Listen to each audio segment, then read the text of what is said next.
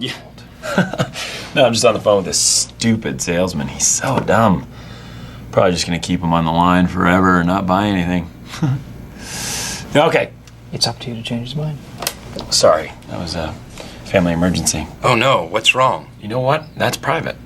Boundaries, Dwight, come on. I'm sorry, Mr. Butler. As I was saying, Son, we're you having just a have to limited... Speak up a little bit louder. I'm hard of hearing. He's hard if he's an old man. Okay, as I was saying, right now Yeah, we you are gotta having... talk louder. Okay, our prices have never been lower. Son, you have to talk louder. Never been lower. Louder, son! Butler! Our prices have never been lower! Stop it!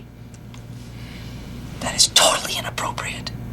You never yell at the client. Now you listen to me, sir. Here we go. The 3 words I would describe you as is aggressive, hostile, and definitely difficult. Please, Mr. Butler. I'm irate right now. Give me the phone. Please give me He's another irate. chance. Give me the phone. Mr. Butler. Give me the...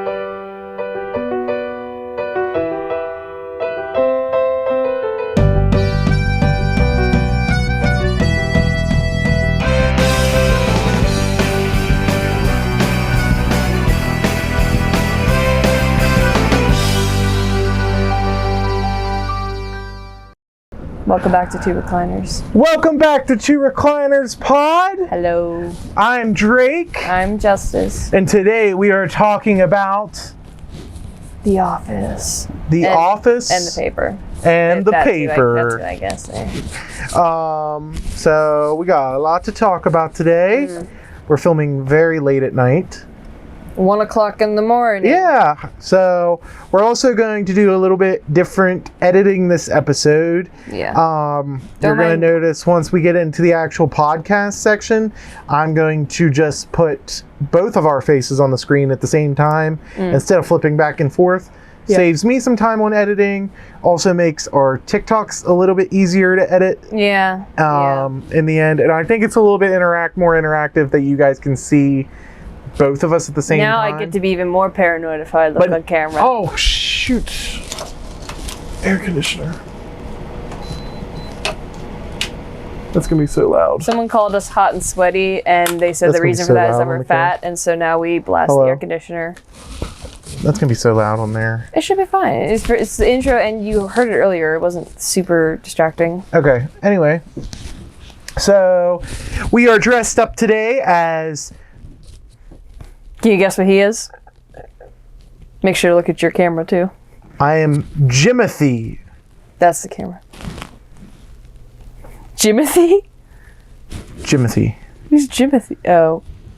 That's what Michael calls him at one point. Jimothy? And hopefully my Dwight costume looks good. I'm sorry if I sound tired. It's 1:30 in the morning now. Okay, well, who cares? 1:30 a.m. what? We are fine. We are office workers. Full-time college kids.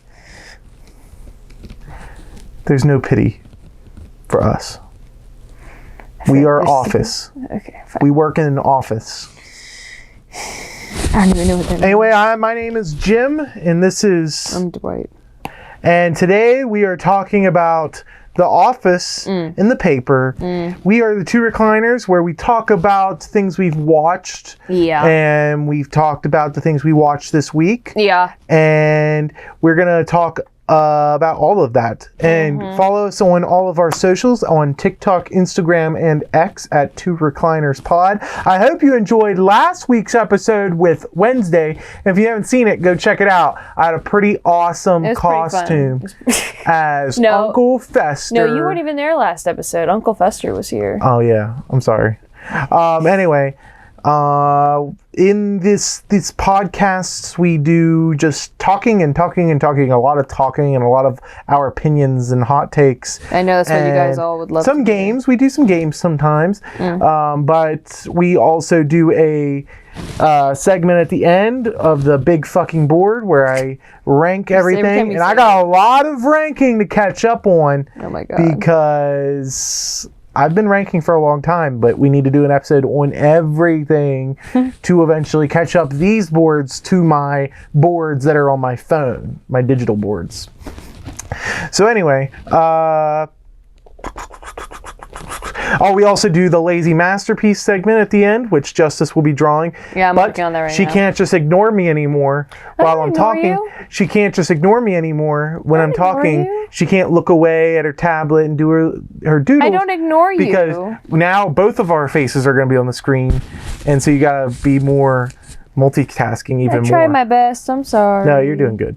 I was just joking. Okay, thank you. No, anyway, but there will be time codes in the description for if you would like to skip past the paper and go to the office if you, for some reason, Because who the fuck cares about if the you paper? clicked on this video wanting to watch the office It sounds review sarcastic, for but he some does care reason, about the paper. you can skip past the paper if you don't watch the paper or you don't want spoilers or something. But you can go to the office section or... Ooh, we should also talk about Dark Days this episode, real quick at the end. Let's talk about that too. So at the end of this episode, we're going to talk about Dark Days, which was the first movie we've watched in our film studies class, basically. Yeah, it's a documentary about homeless people living underground and their drug addiction problems. Yep. Film And school. I'm Dwight, and that's Jim. Film school. Anyway, That's cool. It's really good. so anyway, we're going to... What are we watching now? What did we watch this week, Justice? We watched The Paper. We watched The Paper, the new Office sequel. I'm so spin-off. disappointed. Wait.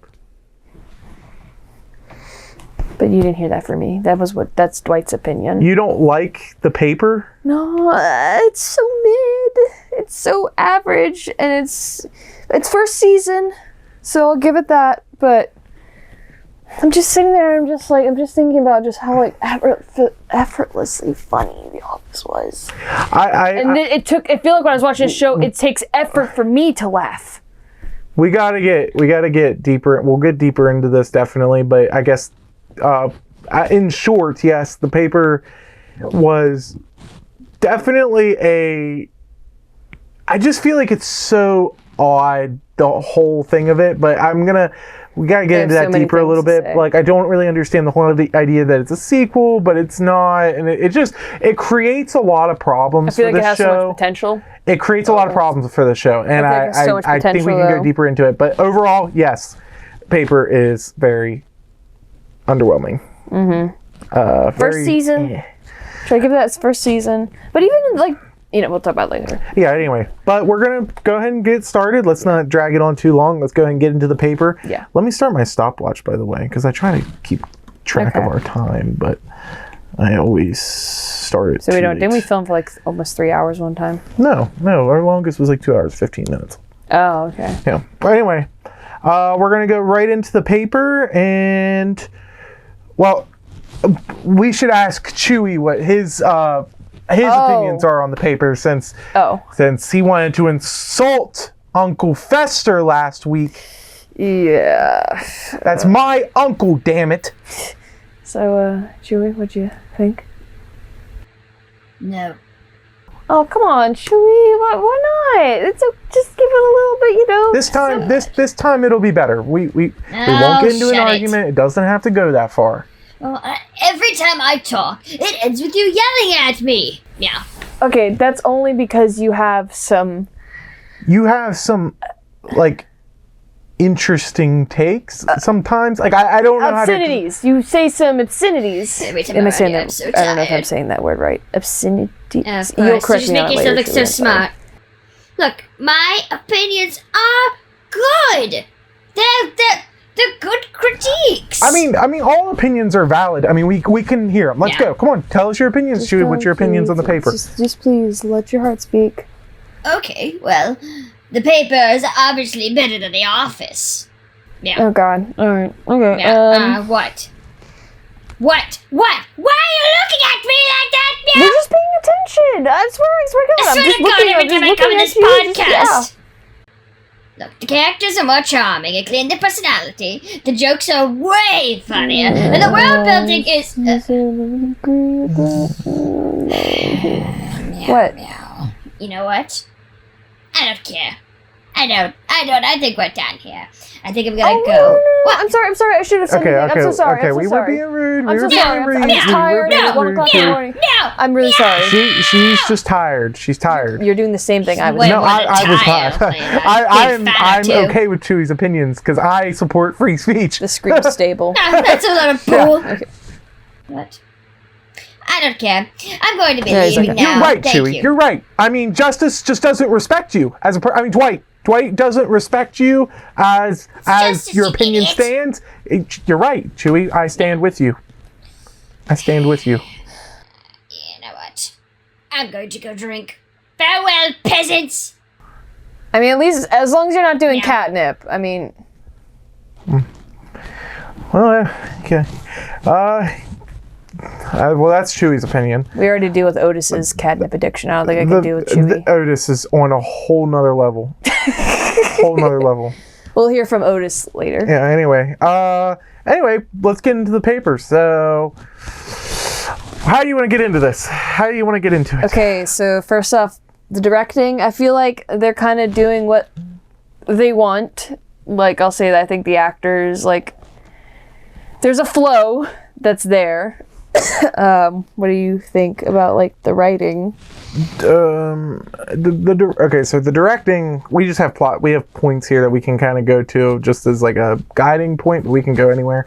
The directing is very similar to The Office. Obviously, they're trying to copy The Office, but there's been so many mockumentaries made after The Office, so it's not that like copying The Office is a bad thing, or even mockumentary on its own is still considered copying The Office. I think you can be a mockumentary and be your own thing successfully. I think St. Dennis Medical is a perfect example. We watched that recently. A very small portion of that season we watched, but even in those 5 episodes, I felt a lot more very connected intrigued, and intrigued, and felt like the cameras. I knew the characters well too. Yeah, I felt like the cameras were being used in good ways. And you know, this mockumentary is built like The Office, and I can't really remember St. Dennis Medical where if they were like hiding behind stuff and looking through blinds and stuff. I don't think they were, because there's kind of 2 different mockumentaries. There's the mockumentaries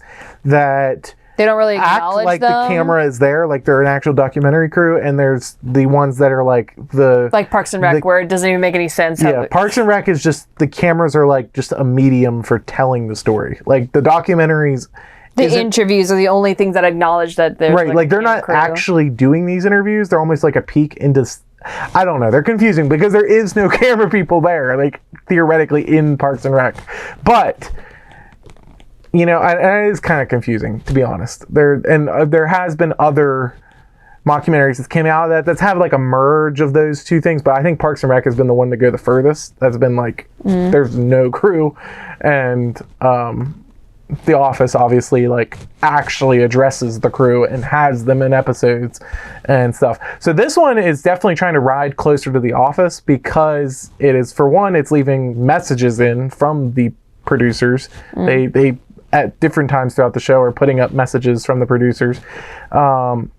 We are also seeing more like shots of like through blinds and like creative shots where, you know, the cameramen are blocked. They're not allowed to go into certain places because they're not allowed to film there. Or actually like the cameramen are a plot device themselves in the points where they're exposing that mattress store, and you know the camera people in their footage is proof that those people were lying or whatever. So it is closer to The Office, but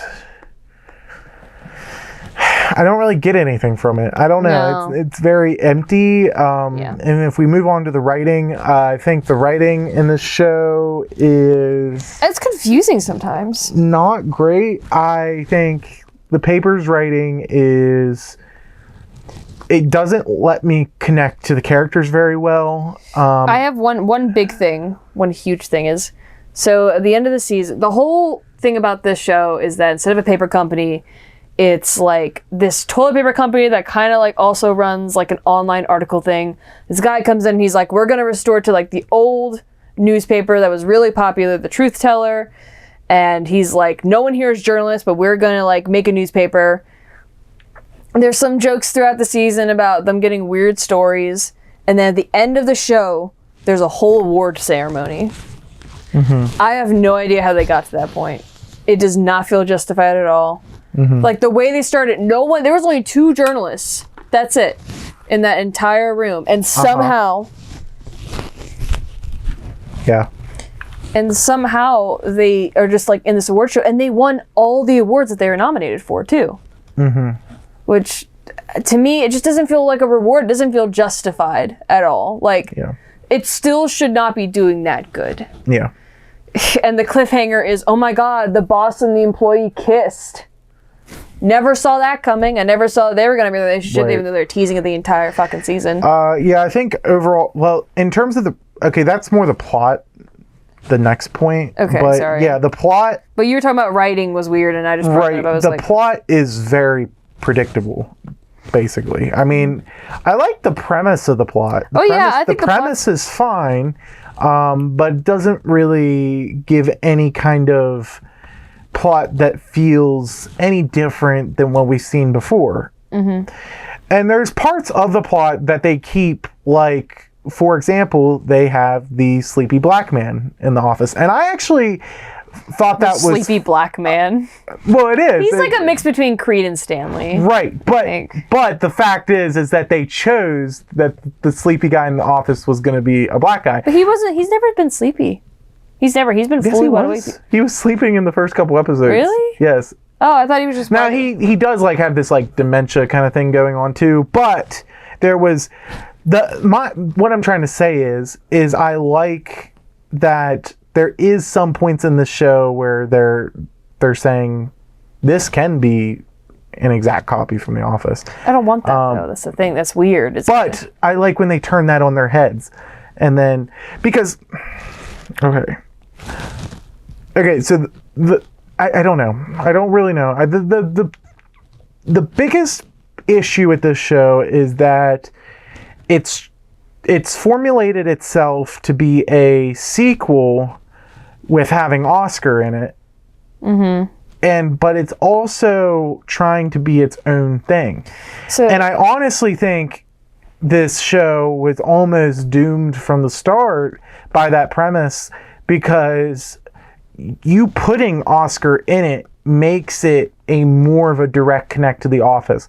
So now what happens is every episode we are waiting for references to The Office, and we're waiting for, like, those are the peaks of enjoyment we get out of this, when Oscar just gets on the phone with Stanley, or he's referencing Michael, or it's just a scene with Oscar, and it's like, because we're craving The Office, and this is an Office sequel, but yet we're supposed to treat it like its own show. Yeah. But that's the... It's like every moment you're like, oh. It's like that meme. Right. Like, but this show is held up on crutches by the legacy of The Office. I don't even get me started. That was never a good idea in the first place, because mockumentaries can do well without being connected to The Office. And even if you said this is connected into the same universe as The Office. They said that with Parks and Rec when it first came out. Which I don't understand why that meme, because Karen is the same actress in there. So are you sure? Yes, originally Parks and Rec was supposed to be a spinoff of The Office. They developed, obviously. But then what was Karen doing? The same actress? I think it was just a different character, but same actress. But like, that's weird. They quickly abandoned that idea. They quickly were saying they were separate. Yeah, but you want to know why it's a good thing they abandoned it? Just a quick thing. But Parks and Rec was originally formulated as a sequel to The Office. But you want to know why? Running along coherent. You want to know why I think that's better? Because, okay, so The Office, when you rewatch The Office, what makes it so special is that it feels like all of these weird, strange people just kind of found each other in this office, and they're just special. They always run into these more straight-run characters who are just normal people. And it feels like in this normal world, you just have these strange characters that finally met each other in this really boring, dull office. But now when you expand the universe, and it just feels like the whole world is just filled with odd, weird people.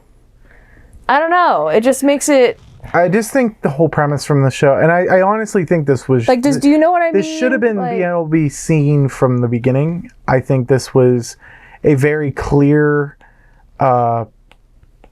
issue that was going to arise, and I thought they would have known that, like, because you're going to know if you're like, this is a direct Well, yeah, the whole when I spin-off of first The Office. The logo is the same font. Yeah. It's lowercase. It's The Office. The paper. Yeah. It has a very similar intro and very similar intro song in terms of like the I don't think it's confusing. I don't think it's confusing as to what it is. I think we know what it is, yeah, though. it literally opens up with Vance Refrigeration and The Office and saying this is the old Office. Now we're transitioning to a new thing. It's not, that part's not confusing. That's whatever. No, it's not that it's confusing. It's the fact that it's confusing that they knew that they were going to cradle this and crutch this off The Office that hard, but didn't find a way to flip it on its head and make it more interesting. Because what you need to do in that case, if you're going to crutch it off of people come in with something else, expectations too. right? Yeah. You need to somehow break those expectations in a good way and be like, this is a different show. This is something different. And what I got from this is it honestly didn't feel like anything different, and it just kind of felt like nothing really. I never got anything from it. No. I think the plot is I think it's a good plot, but they just wasted it. I think it is really fun to imagine I think it's a good newspaper, premise. Yeah, I because think it's a good premise. I am interested in journalism. I'm going to go take a minor in journalism, and like I care about this premise. I think it's a really fun idea. Imagining like this group of people that have no idea how to actually make articles, trying to make this newspaper. And I think it would have been interesting if people liked it because it wasn't that good, and then the two journalists trying to like, because funny enough, today in this world, stuff that isn't that high quality actually can get more popular today because people like bad things. right. Like, even people believe companies will intentionally make something shitty and crappy because people will talk about it more than if they made a high quality thing. Yeah. So I think it would be more fun if maybe they like played off of that, where like the article was shitty and then we have two real people that actually care about journalism trying to like struggle with that. That would have been cool. And like that would have been a good balance, but no, it just goes perfectly. It just goes so smoothly so far. Yeah. I mean, there's some roadblocks with two really fucking annoying characters that pissed me off so much. Esmeralda, there was a lot of moments where I really liked you and I thought you were really funny, but Esmeralda is basically this show's Michael Scott. Definitely. Kind of. Like, she's definitely this, because she's the one saying the quotes. But guess she's what? the one She's doing an- stupid she- stuff, but she's embarrassing she herself. cares about them though. That's a thing too. There's nothing in this season, but granted, and this is what I'm going to do later, is I'm going to compare this to the first 10 episodes Yeah. of The Office. Yeah. Because in the first 6 episodes of The Office, even beginning of season 2, That's the thing, yeah. people did not like Michael. No, he was. They even hated Michael. His outfit, he was like a sleaze. right. He was like So, a creep. He was just kind of racist and sexist. I can't completely judge it based on like the whole arc of Michael, but I will judge it based off of the first 10 episodes of The Office, and I do think, spoiler alert, that the first 10 episodes of The Office goes way above and beyond what this. It's just first it's 10 funnier, episodes I think. did. It's not only funnier, but just the character writing is better. Also, I mean, it's different because it was like a new thing too. It was like different than yeah, I guess, but there was mockumentaries, but like for America, But and it what can still be brought- done, because St. Denis Medical really impressed me in terms of they were able to introduce characters in this mockumentary format, and I liked them. I enjoyed them. Yeah. And that And I knew actually immediately what their characters that were actually too. broke my expectations on mockumentaries. And they didn't because feel like a copycat of other characters. no, And I knew exactly who they were, and they were enjoyable. Right. It wasn't as funny as The Office, right. but like I'm watching, I'm like, this has potential to get like really good. I even watched what was it, The Superstore? You haven't seen it. I watched the first few episodes, and I knew exactly what the characters were, Right. and it was really funny. Parks and Rec starts really slow too. Yeah, but you still know who Parks the and Rec characters are, starts. too. Parks and Rec starts very similar in a way to The Office, where it's very boring. It's very monotone, and like it's just day-to-day office stuff, and like them just trying to have some fun within that. And that's what's like beautiful about the first Office season and second season, really, and starting kind of part of the third, and eventually The Office divulges into like just more like there's this good mix in The Office that we can talk about in like the mid seasons, where I feel like it was the greatest mix of this is just an office and these people are just working there, but there's these like really funny, outlandish stuff that happen because these characters are hilarious. And Parks and Rec has that progression as well, but Parks and Rec kind of goes way further in a more satirical way, like a satire way of like, if this is a complete like almost like spoof of American politics is what it became. And you know, I actually like Parks and Rec. I'm not saying that's a bad thing, but they ended up going a really different direction from The Office. Very, very cartoony too. Very cartoony, very exaggerated. Which honestly, humor. I could say The Office went way cartoony, like way later. Like way later. I actually think The Office did the same thing, not as far as Parks and Rec, but they started to in 8 and 9. Yeah, but Parks and Rec was like, it became silly really quickly, and then like it was its thing. Yeah, Parks and Rec developed its thing by the end of season 2, and it was kind of going on. But seasons 1 and 2 were very similar to the way The Office's tone was. Yeah, because they were like going off the UK Office. And they were trying to like copy them exactly. I think even his hair was the same. Parks and Rec was trying to copy The Office until they kind of found their niche in like doing this weird like just city town stuff, and like they ended up just making like characters, and it was more about like there's these characters in this town and they're all so different and wacky, and they all interact with each other. Like I love Parks and Rec. Yeah, it's also more, again, they are kind of making a commentary on American politics and how like stupid and ridiculous it can be sometimes. Eventually, that's what they kind of divulge into.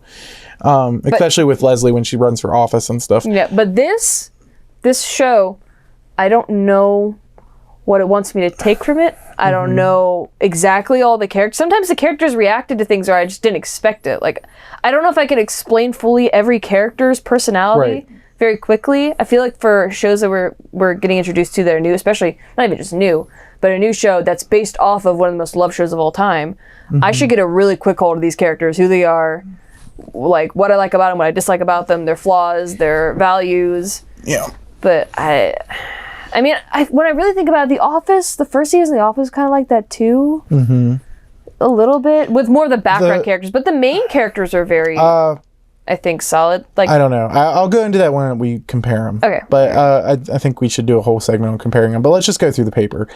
Generally, we both agree the plot was kind of wasted and predictable, and also just kind of boring by the end. But it had a good premise. It had a good start.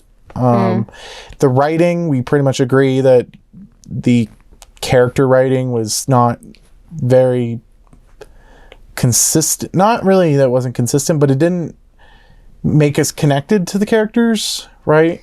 No, Ned's kind of growing on me, but even sometimes some stuff he does I don't understand. Yeah, like, he's not consistent. No, because throughout the season, I was kind of confused. Like, they're trying to make, like, he's kind of like a brat. He doesn't like being criticized. They trying to make him butthurt, like, but like, I don't know. But also, he's really competent. But also, he's like a really good public speaker. But sometimes he's not too. Maybe I just feel dumb. He's also so weird. Like, he's kind of weird. But like, I don't know. But he's supposed to be a rich kid. I don't know. I don't know. Like, and that's the problem. I don't really get all these characters. Really quick. Other than Esmeralda, I do kind of understand her character pretty well. That's probably why, even though I can't fucking stand her sometimes, if I look at her as a character, I probably enjoy her.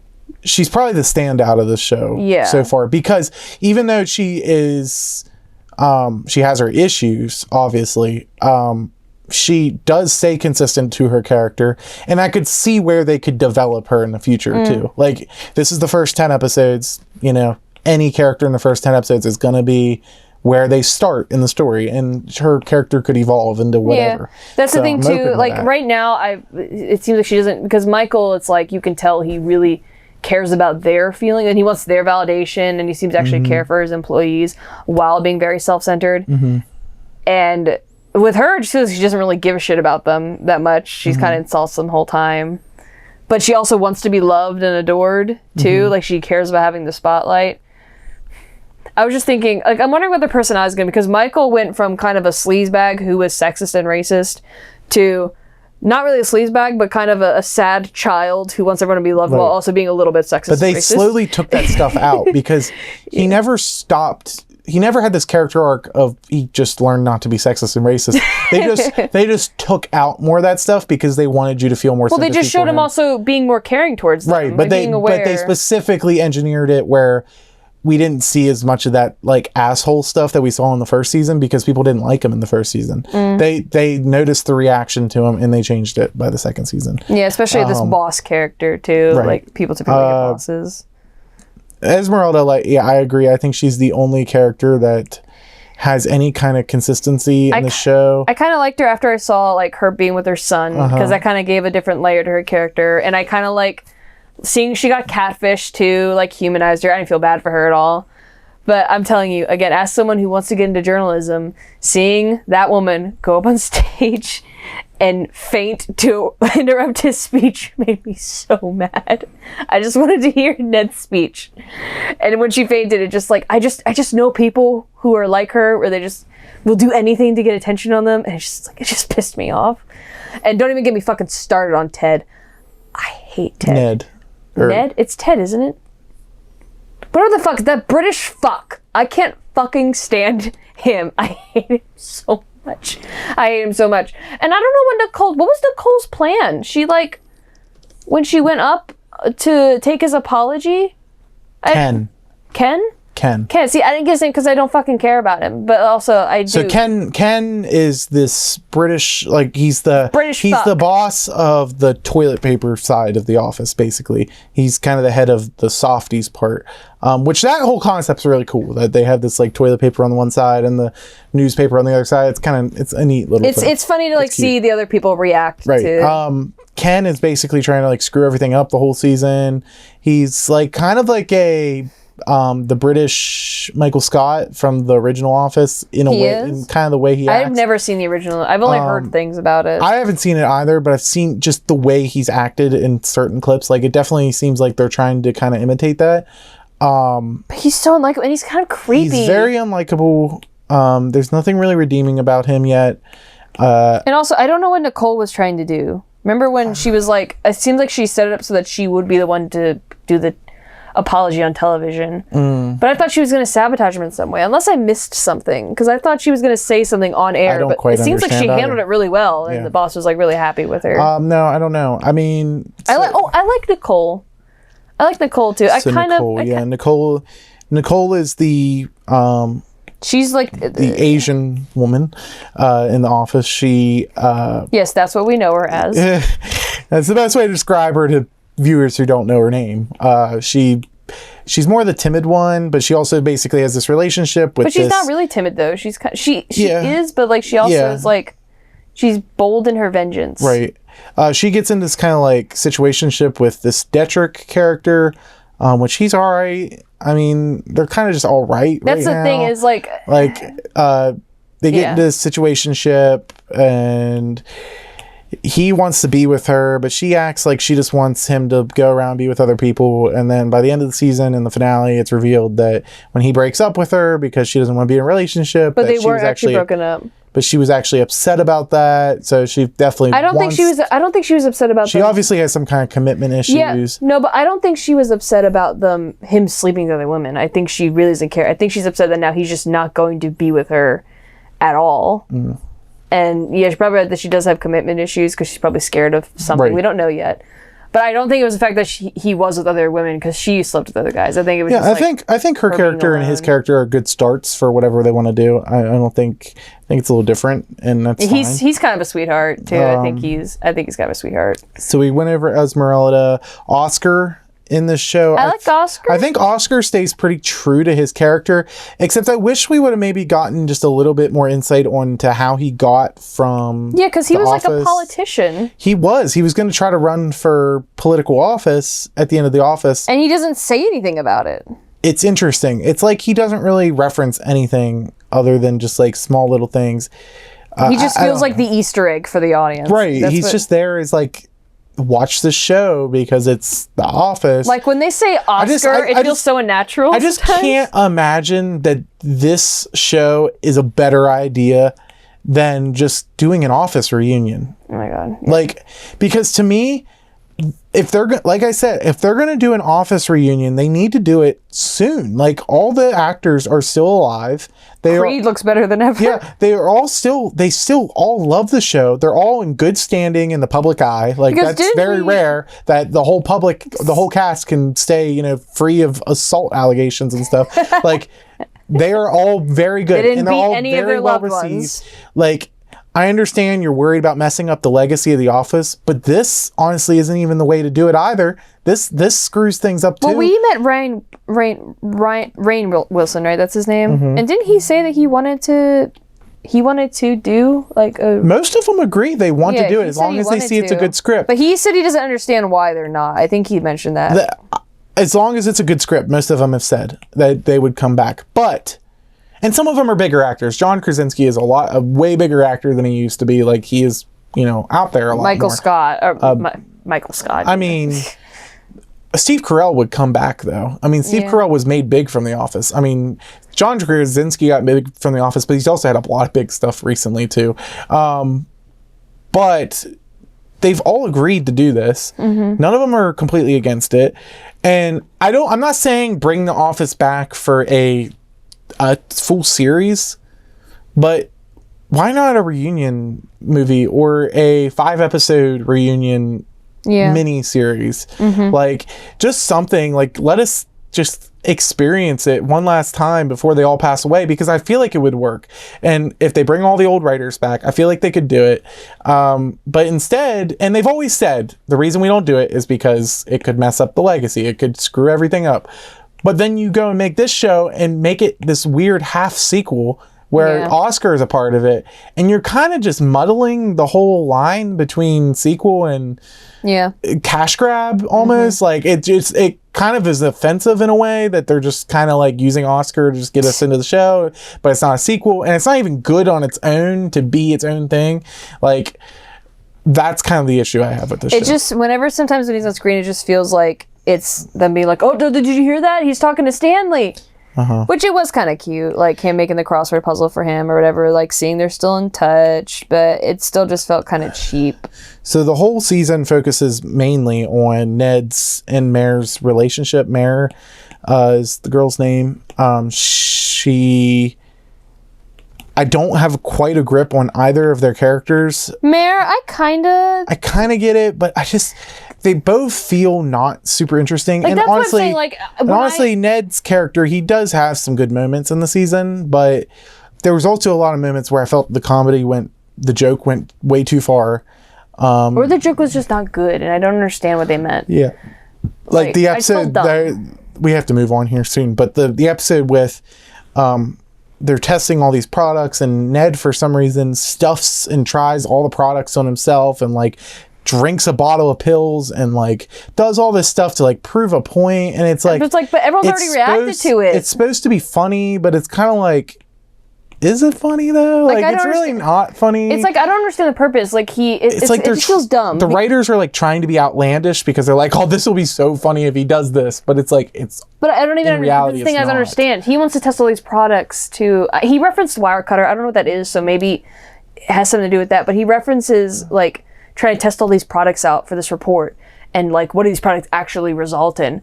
Everyone already reacts to the products, though.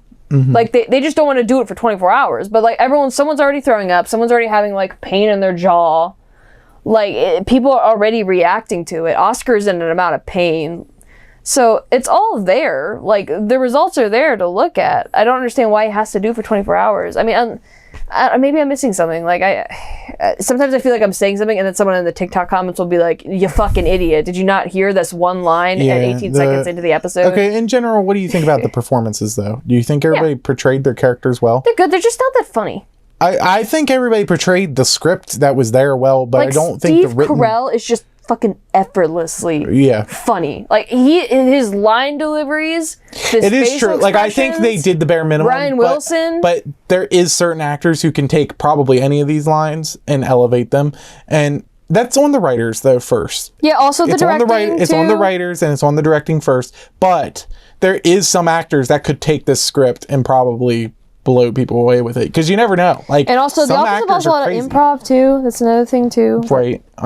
That's a lot of the stuff that I think everybody did an okay job though, generally. because they're all good actors. Like, Comedy wise, was there any jokes that really made you laugh? Esmeralda made me laugh a few times. That's why I think I like she made pisses me me laugh a off, couple but she times, also made me like, Or she what was made the me thing when she wanted smile. to kill the child? Oh Some yeah. child calls her like 51 and she like loses it and she's like, Oh, that we'll was find him funny. and we'll break his legs or something like that. And he's Yeah. like, no. But Yeah. I like that. That was funny. So she made me laugh a few times. And the episode with her, like with the catfish episode, that was funny too. yeah, I didn't feel bad for her at all. No, but she was. I'm like, funny keep in that sending him episode. money. Keep sending. That's what you want to do. So no. She's very pretty. Yeah, Esmeralda's very pretty. and she also did the break dance in the one episode. That was funny too. Oh yeah. Esmeralda's really pretty. The actress she's gorgeous. That's pretty much it for the paper. So yeah, overall I think it was a pretty big letdown. I think it succumbed to the issues that I was hoping it wouldn't succumb to. So I'm very disappointed in it. I was hoping it would be better, and I feel like it just met my expectations of mediocre. Oh no. Yeah.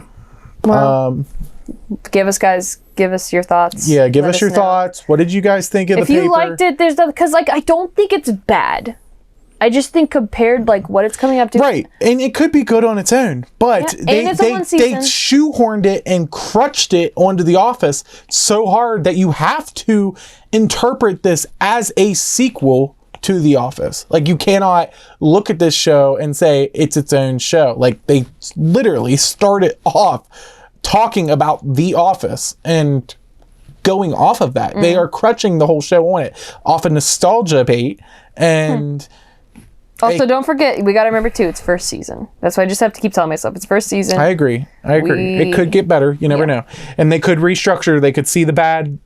You know, I actually haven't looked at people's reactions, but I assume it's not good. Especially with sequels to things. Especially with how much people if I don't love like The it, Office. if I don't like it, and I'm usually pretty open to this stuff, I'm assuming other people online, there's video essays up already, probably. I will be open to a second season. I will watch a second season. It was interesting enough for me to give it a chance on a second season. I think it should get a second season. I think most comedy shows should not be canceled at season 1. Comedy shows need to find their ground. Yeah. Characters. Let the actors also like get Actors need to get into their characters, find their niche, find their specialty. Sometimes characters change completely from first season. Andy in Parks and Rec was a dumb boyfriend who was just this like lazy boyfriend, and he turned into this completely wildly different character by end of season 2. Like we can see, or even Parks and Rec, for example, at the end of season 2, they got rid of the one guy who was not that interesting of a character because nobody liked him. He was not interesting, and they brought in Chris and what's his name? Leslie Wyatt. Ben. Yeah, Ben How did Wyatt. I remember Ben the Wyatt. name and you didn't? That never happens. Yeah, bring in Chris and Ben, and Chris and Ben, arguably, that's when the real Parks that's and when Rec the show gets show fucking really good. starts. Yeah. Like, that's when the show actually begins in an interesting way, is in season 3 of Parks and Rec. Like, and I think 3 on is perfect, but seasons 1 and 2 are kind of just getting the footing of all those characters before that. So yeah, there's definitely room to grow. There's definitely, I can have optimism for it, but I do worry that it's crutched itself too hard on The Office, where now for the rest of the series, I'm going to wonder, are we going to see a cameo? Is Oscar going to go home and see people, or is he going to continually have these phone calls and reference people? And Are they going to bring someone on and pay them like hardly anything? I don't know. Or not, are they going to bring someone on and they're only talking barely? And I'm going to be expecting that every episode and looking out for it might dampen my view of the show. And Parks and Rec, you never had to worry about that. You knew it wasn't going to happen. Like, and even if it did, it would be a wild surprise if it happened. Yeah. Like, you know, but you didn't think it was going to happen.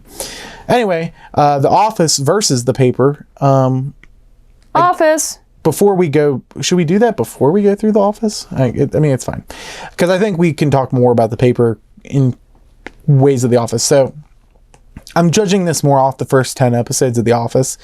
And for example, The Office season 2, first season had 6 episodes. So this is considering up to The Office season 2 episode 4 from the beginning, which is the fire episode. Oh my God. So by the time of the fire episode where Ryan burns the pita in the toaster oven, and we also have already had the Office Olympics when they're all in the office doing fun stuff. We have Todd Packer's already came in. We've already had, there's a good example of a character who's such an asshole. Yeah, but he's so funny. We've already had the Dundies happen, which is a huge episode. We've already had Diversity Day, the basketball episode. Oh God! Like, to me, like, The Office, even in its first 10 episodes, was hitting out these comedic hits that were so good. Like, every episode there was something so funny about them. Like that one fucking joke where he like gets ready to throw the basketball and it completely misses made me laugh harder than any single joke in the entire season. Yeah, and by the way, I am not blinded by nostalgia with The Office, because I watched The Office when in 2020 and 2021 when like a lot of other people like I didn't watch it when I was growing up, and like I have this nostalgia towards the characters. And it's not the best season. It's probably I wouldn't argue it's the worst anymore. Season 1 isn't like anything extraordinary, but the fact is it sets in those characters. We get connected to Jim and Pam and Roy, that love triangle. We get connected into all of that very quickly. We get an idea of who Michael is as a person, just in general. He's just this narcissistic man who is a boss and he wants people's attention. We know that from the first season. We don't know all the deeper stuff, but we know that. I argue Esmeralda's probably the most fleshed out. Yeah, I mean, even Dwight, we just get an idea of who he is, and he's this beet farmer, and he's weird, and he's a nerd, and he gets bullied by Jim. And Jim bullies him, and it's funny, like, and you know, sometimes you go a little too far, Jim. Jim, sometimes you go a little too far. Right. Okay, sometimes you're mean. I'm just trying to do my job and like my things, and you just gotta fucking bully me. You put my stapler in a thing of Jell-O. Yeah. Like, who does that? How much time did you spend doing that? I'm sorry, a long time. Season 1 of The Office, though, is very different. And honestly, it's similar to Parks and Rec, like I was saying, where it's very boring. It's very empty space and just listening to office phones ring and typing and just very dull conversations to each other, just talking. And I feel like this show tried to imitate that in like the first episode, and then they quickly just went into normal like sitcom. And I would have liked maybe if they tried to imitate that more, because that was what dragged us into The Office so easy. Because through season 1 and 2 of The Office, it's very much that dull tone, and it's just very dull. It's very, like we're just talking to each other, like we just work together, and it makes it feel so real. Here's the thing too: connecting. The Office cast feels more like coworkers. They just feel more like coworkers. This feels like they're trying to make characters. Like like there was people in Office season 1 who were part of The Office who didn't talk that season. There was, Stanley maybe had one line the entire season. Angela had such a little part. Like, they try to give everybody a part in this season because that's the way we do it now. But in The Office, they were literally filming off of like no money. They only had a couple characters casted as main characters. Angela and Oscar and Creed and Meredith and Phyllis, they were all like just people that were their names. Oh, fucking Kelly was the biggest change. Yeah, it's their names. And a lot of the actors are writers on the show because they literally did not have a huge cast like ready to go on those first episodes. They were literally just putting in crew members to be on the set. Like Phyllis was a crew member of The Office, like working on stuff, and she was put in. Kelly was a writer. She was put in. Ryan was a writer. Phyllis was like was she an actress at all before then, or was that what set up her acting career? Did Phyllis? I never heard of that. Yeah, Phyllis wasn't like before casted. Yeah, she was hired as a casting associate. She was part of the casting team. She was actually like part. So she helped with hiring actors. She was assistant casting director for the show. Okay, so While helping actors auditions, she would read lines with them, and they found her reading so compelling they decided to create the full role of Phyllis Lappin for her, and she was asked act in the show. And so, a lot of the writers end up being in this thing. Toby is a writer, Ryan is a writer. It was a team effort of just people coming together and making this thing, and it was at its heart about Jim, Dwight, Pam, and Michael. And that's what they focused on in the first season the most. And all these other characters kind of just got like normal coworker treatment. They were just on the sides and had little moments, but they were just on the sides. And it wasn't until season 2 and season 3 that we really started to delve into those characters. And I kind of like that in a way that's the way The Office started off. It felt like it wasn't forced. Like, I don't know, like it feels like this, and I don't know if it's even a way where you can bring that back again. Really? That feeling, like, because if this show opened up that way, maybe I wouldn't have liked it. Well, that's what I was saying. That's why I said earlier about like nothing's ever been done. Like the Office just feels so unique. It was pioneering the whole idea, really. I mean, definitely.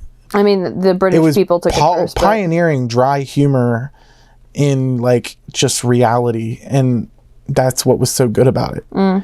And this show already is trying to go to those fantastical limits of having him try all these drugs, or him immediately standing on the table to make him seem wacky and outlandish. And it's like, and having Esmeralda be this, I don't know, it just feels like sometimes they're trying too hard, and it's so hard to ride that line. I agree, like as a writer, it's so hard to ride that line. But the fact is, you made this a direct sequel to The Office. You were going to have to answer that question of how do I differ myself, and you did not. You failed. Yeah, you failed. We're not writers. We've never worked on a television show, but we think we could do better than you, and you suck. So overall, The Office in its first 10 episodes did miles more than this season did in 10 episodes. I felt way more connected to the characters. I mean, you gotta imagine in the 7th episode of that whole sequence, Jim and Pam kiss for the first time at the Chili's, and you feel that when they kiss at Chili's. Like, that's not just like oh shit. That's not like Ned and her kissing at the end of this season. Like, that was shocking. That was like, ooh, that's bad. That's not good. Like, you're thinking about it. You're more invested in the characters. But then also you're like, you kind of want them to kiss though. Right. With these people, I don't really care that much. Like their romance, I'm like, whatever. They're kind of cute with each other. Like their chemistry, I think their chemistry is there. But it just doesn't feel like, I don't know, Jim and Pam just like remind you of just like when you just first fall in love with somebody. Like it's that type of romance. Like you just feel that spark. And the environment is so dull that you get dragged into, like you get pulled into their relationship. It just feels like someone you fall in love with really at a job. It just feels like they're, they feel like a real couple. Yeah. Because we met at a Burger King. We did. So we have had this experience. Yeah, we had the Jim and Pam experience. Except I wasn't engaged to anybody. So Drake was. Well, I had a gay man chasing after me at the same time. So we had that love triangle thing. That actually is true. I'm so sorry. I'm so sorry. Shouldn't have called him out by name, but your friend, your bestie. Yeah. Anyway, I'm so sorry. Should have doxed him. We could bleep that out, maybe. Yeah, we will. We'll just go beep. Anyway, so we're going to go into The Office, talk about The Office for a little bit, just in general. Like, we can't go in deep in depth, but we can just talk about it. What we love about it, what we don't like about it. Oh, what did you like about the paper, real quick? Oh, I like what they're doing. Esmeralda ticks me off, but I like what they're doing so far. I think the storyline's very intriguing. I think the set is pretty. I think the premise is good. The ideas are good. I like the boss. I actually like him. Marv. Yeah. Marv. I actually like Marv. He's like a sweet Joe Biden. I think Ken Davies has a potential where he could be good. Yeah, I can see. I know Ken's character. That's something, but I don't like him. Right. Something could be going on with him. Like, you need to make a character who's kind of a creep and a horrible person and make him funny. Right. Like, he can't not be funny. Then he's just annoying. Like, I don't like watching him. Esmeralda definitely has the biggest potential to lead this show. Ned has potential, but they need to get his character down solid because I can't really pinpoint who he is. I know what they're trying to do with Esmeralda. They're trying to make it like a Toby situation. But at the same time, like, Michael was so fucking funny. And also, you don't really see Toby that much, too. But you're making the main character this other... Yeah, but Ned doesn't really dislike Esmeralda that much. Like, he kind of does, but he doesn't like... No, I'm saying Esmeralda is Michael. And I guess. that's what they're trying... Like, how much she hated him. I guess, but... I mean, they kind of moved past it, because, like, he helped her with the catfishing thing, but... I think overall the character relationships are there to be built on. I think the side characters were good enough for what they needed to be. I do think the premise is good, and I think they can go somewhere with it, but they really got to flip it on its head and do something interesting in the second season. Definitely. You're right. Anyway, we're gonna go into The Office. So we definitely spent 40 minutes on that, right? Yeah, it's definitely like 45 minutes. Oh, really? I thought we went way over. No, 50 minutes. But that was when I started my timer, so we were like 10 minutes before that already talking. Okay. So we're definitely about an hour in. Anyway, right on time. We're going to go over The Office. We're going to talk about what we like, what we don't like, how we feel about different parts of this series. We're going to go through all 9 seasons, talk about it all in full. Can't go too in depth, but we're going to try. We already kind of talked into season 1 a little bit. We've already got Chewy's opinion about the paper. So, Otis, what did you think? Oh, Odie. Odie, what did you think about the off? Hey, don't be too judgy with him this time, okay? I'm not. I'm always open to his opinion. No, you act weird after I'm not. talks. I'm always he doesn't open talk to his, often. I'm always open to his opinion. Otis, what do you think of The Office? The Office is so good. I stopped watching when Michael left, though, because...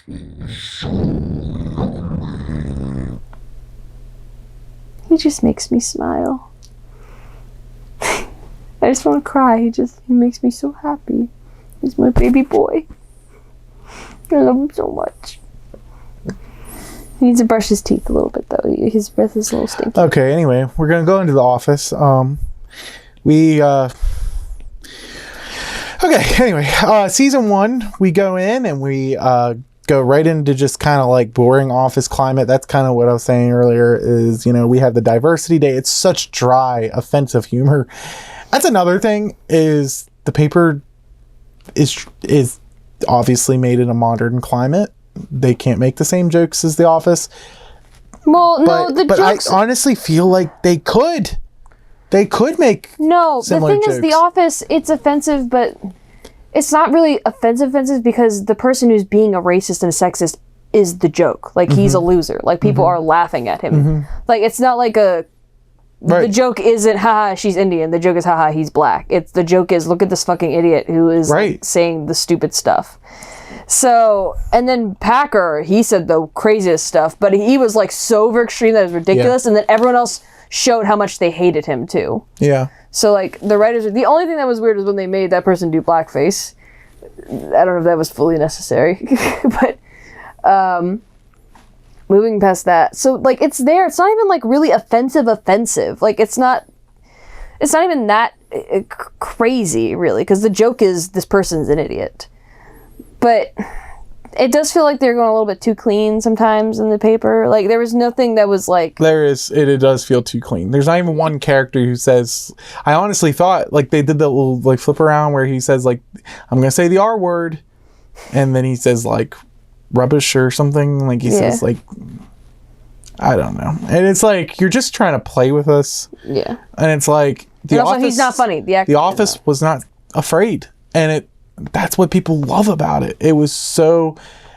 It's not like bold. fucking South Park. It's not. I don't think it's that bold. It's not. But I don't think it's really that bold at all. It's honest to how people talk. And it's just like, these are people. And they're good and they're bad. And there's all good parts in them. And there's good, bad parts of them. And like, they're all different. Like, there is just there is just people in the world who just talk like that. And you're like, ooh. And like, you can have characters that can react to it and be like, ooh. But like, it's okay to have that. Esmeralda kind of does it a little bit. A little bit. Yeah, like she says some stuff that's a little crazy. Right. Anyway, but yeah, we have the Diversity Day episode, basketball episode. Season 1 is short, so it doesn't have a lot. It also is really trying to find its footing for the characters. Michael was not full Michael yet. He's very much just like asshole, and he has like the greased back hair. Thank God they changed that hair. Somebody like came in and like fixed his, because he just looks so much more. Yeah. So the story is that season 1, he had this character. People obviously had this kind of a negative perception to him, but Steve Carell, after the first season, did 40-Year-Old Virgin, which blew him up as a star, as a movie star. Oh, really? I never watched that movie. I want to. He lost weight between He got a hair seasons. transplant. And when they picked it up for a second season, they kind of picked it up based on the fact that he also was a big star from 40-Year-Old Virgin. Like, honestly, if that movie didn't succeed, they may have never picked it up for a second season, but they had him at the helm of it now. And they kind of transformed his character to kind of resemble a little bit more of kind of who he was in 40-Year-Old Virgin. So he kind of took that on a little bit more, where he's not as much of an asshole. He's more like this, like, he's more naive and he's a little stupid and like you know, he makes more stupid miscalculations and stuff like that. I don't know. Like, I feel like they definitely did a course correct very quickly between seasons 1 and 2, because season 2 he opens as a completely different Michael, basically. But season 2 opens up. We get the Dundies episode. Jim and Pam kiss for the first time. We have Jan and Michael's whole start to their relationship. The great episode where Michael burns his foot on the Foreman grill. And just so many. It's just like it's iconic. Such creative ideas and iconic ideas. Yeah, like nothing in the paper. I hate to keep going back to it, but nothing in the paper feels so original that it's like, how did they come up with this shit?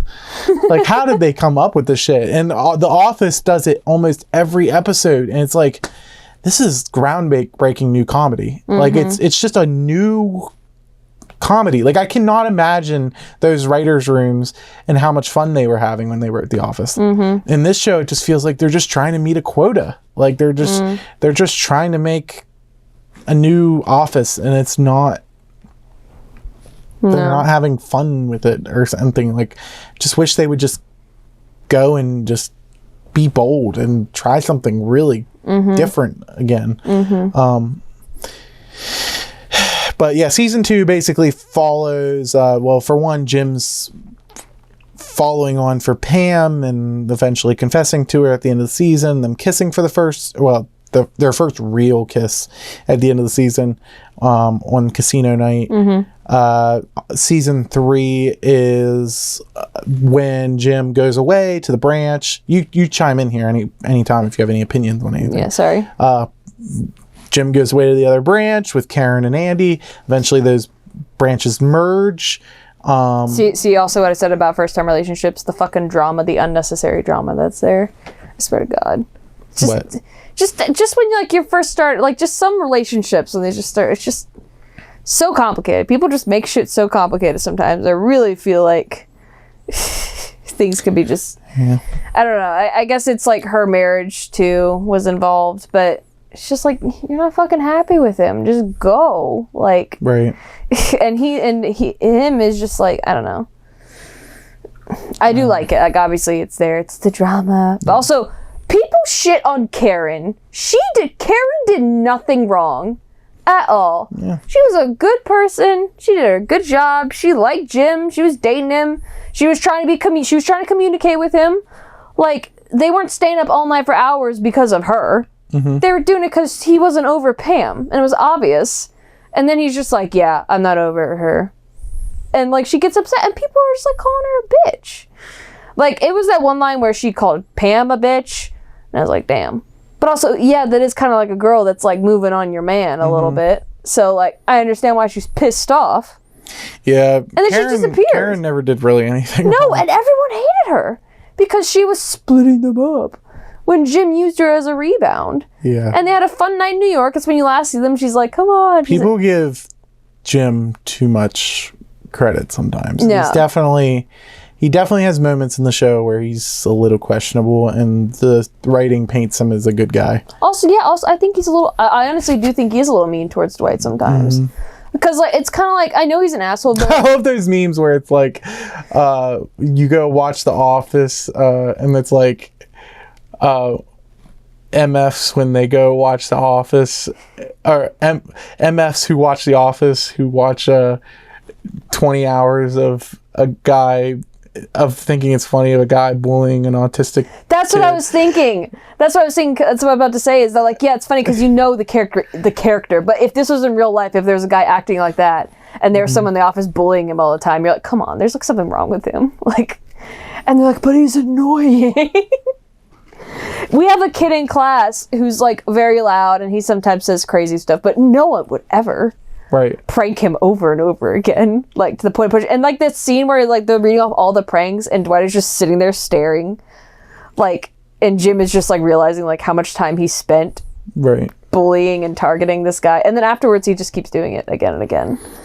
I think Dwight definitely came off as more autistic in the beginning, but the way they developed his character eventually, I don't think it was like that. I don't think they ever meant for him to be autistic. I think they just try to make him a nerd. Right, like but in seasons 1 and 2, it definitely felt more like...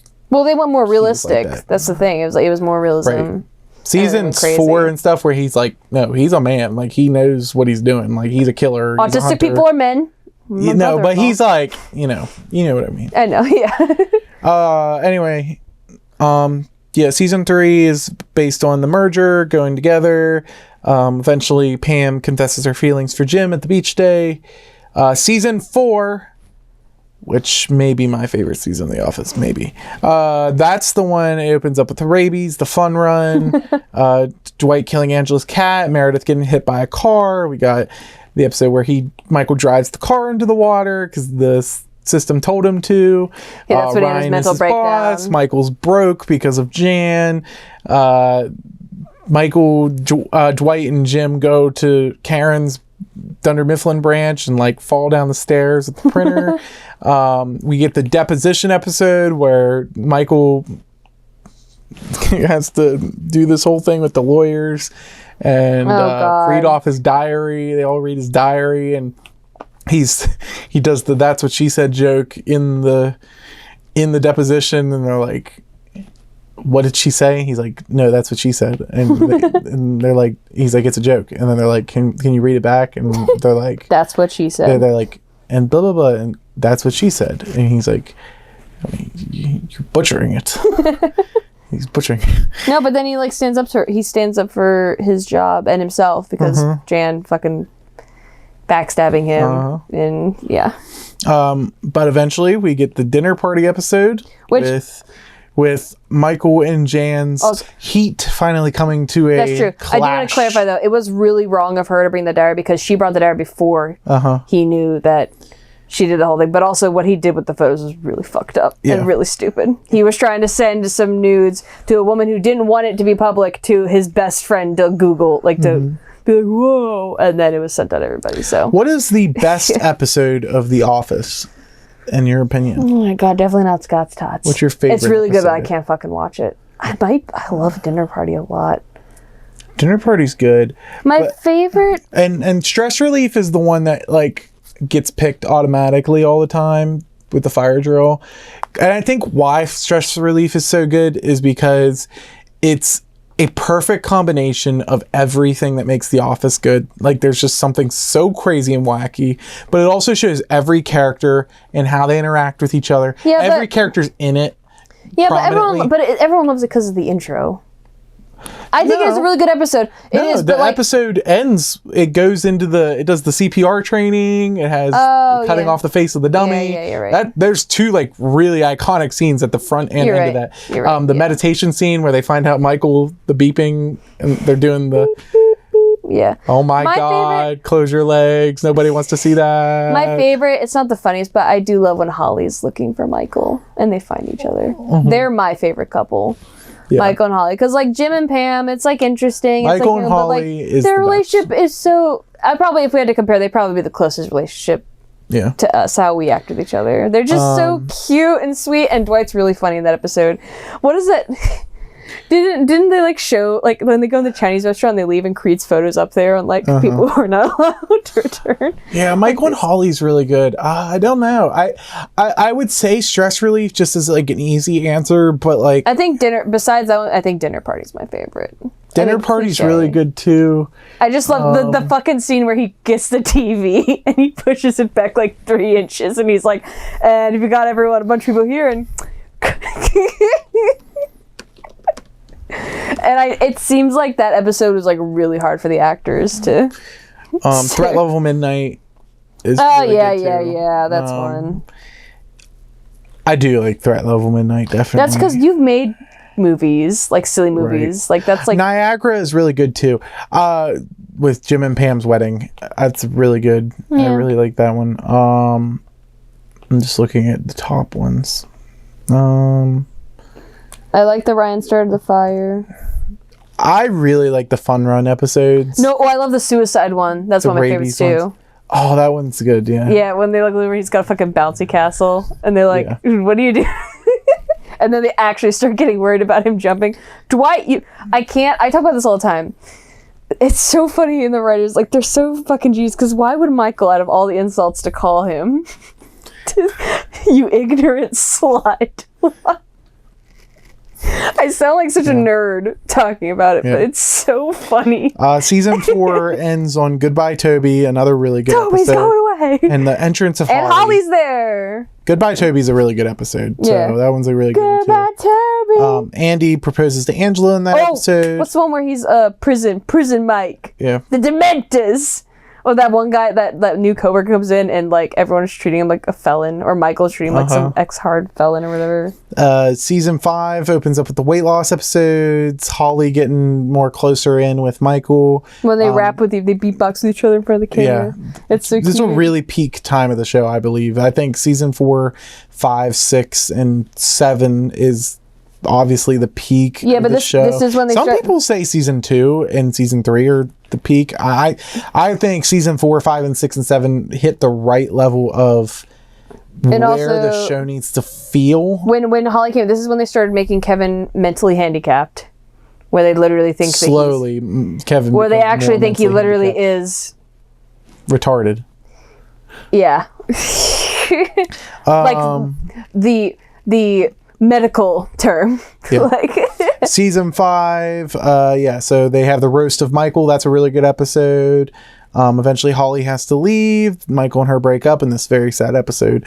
Michael tries to frame Toby as he comes back. No, God, please, no. The meme. No.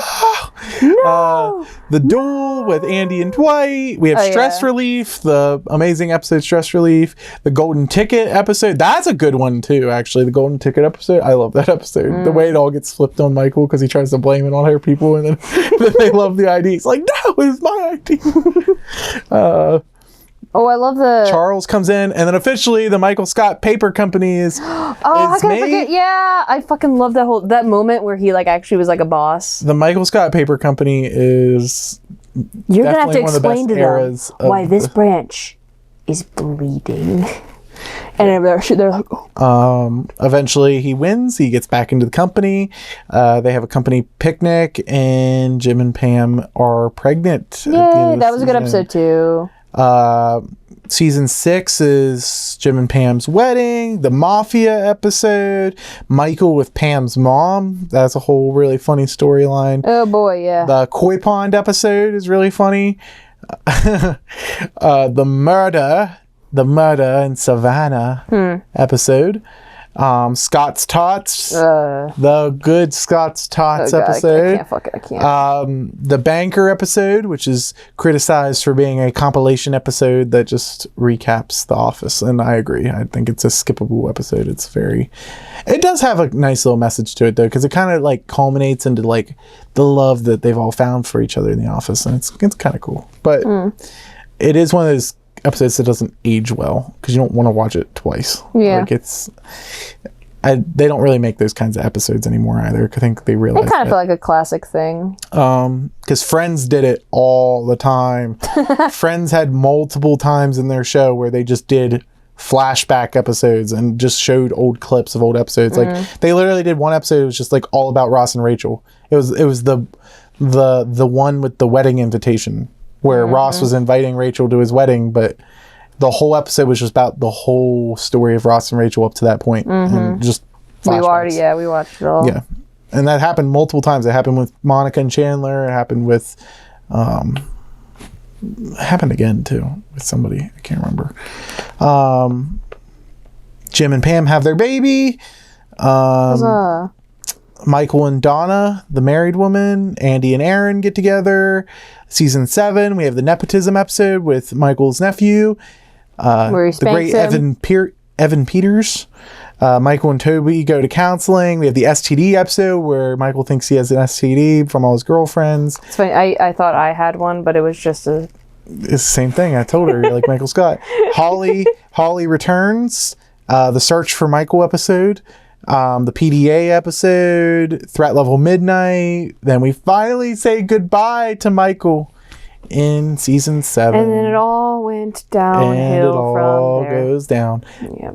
Especially with the introduction of Will Ferrell. Will Ferrell was a cancer to The Office. I don't know what they wanted to do. And I think he really put a stick. But it's not the actor's fault. No. No. He can be really funny. I love Will Ferrell. But I will say this is one of the most annoying characters I've ever seen in fiction because... He's sexist. He's not that funny. He's inconsistent. And not only considering all of that, this is Michael's last episode. And somehow Will Ferrell is there stealing the show, trying to take away and make moments funny and make it about him. And he didn't even end up becoming like the new Michael Scott. No, what's crazy is that Michael was so much funnier than him. He made Michael look good. Right. And I don't really understand the point. Like, he was just so annoying. And he ruined Dwight and Michael's last goodbye together. Like, Dwight and Michael didn't have a final goodbye together because of all the stuff that happened where Dwight was mad that Michael went and hired Will Ferrell's character instead of Dwight. Yeah, and it's this whole like orchestrated thing. And the weird thing is they never resolve it. Like, Dwight and Michael just kind of like are mad at each other in Michael's final episode. Yeah, he gave him bold testicles. Yeah, and he kind of just like leaves, and that's it. Like, Michael and Dwight's the whole thing is just ruined. I think the anger that he had towards Michael, I don't know, the development, I think it was handled a little weird even earlier on. I didn't care for it. I didn't care for that. I didn't care for Will Ferrell's character, how he came in and kind of ruined that whole feel. There was just like, in that beautiful song they sing for Michael, and it's so emotional, and then Will Ferrell cuts in at the end and he's like, and it just like ruins the whole moment. And it's like, maybe that was the point of the writing was, he's such a awkward thing. He ruins everything. But like, this is Michael's final episode. Like, I want to enjoy this. Yeah. I want this to be a fulfilling episode. I want this to make me cry. And you are breaking me out of that emotional state. Like, that's the issue. Yeah. So I really don't care for it. I think it was a bad choice on Will Ferrell's acting part of it, but also the writing first. Obviously. Yeah. Dwight becomes acting manager by the end of that season. They should have just made him manager.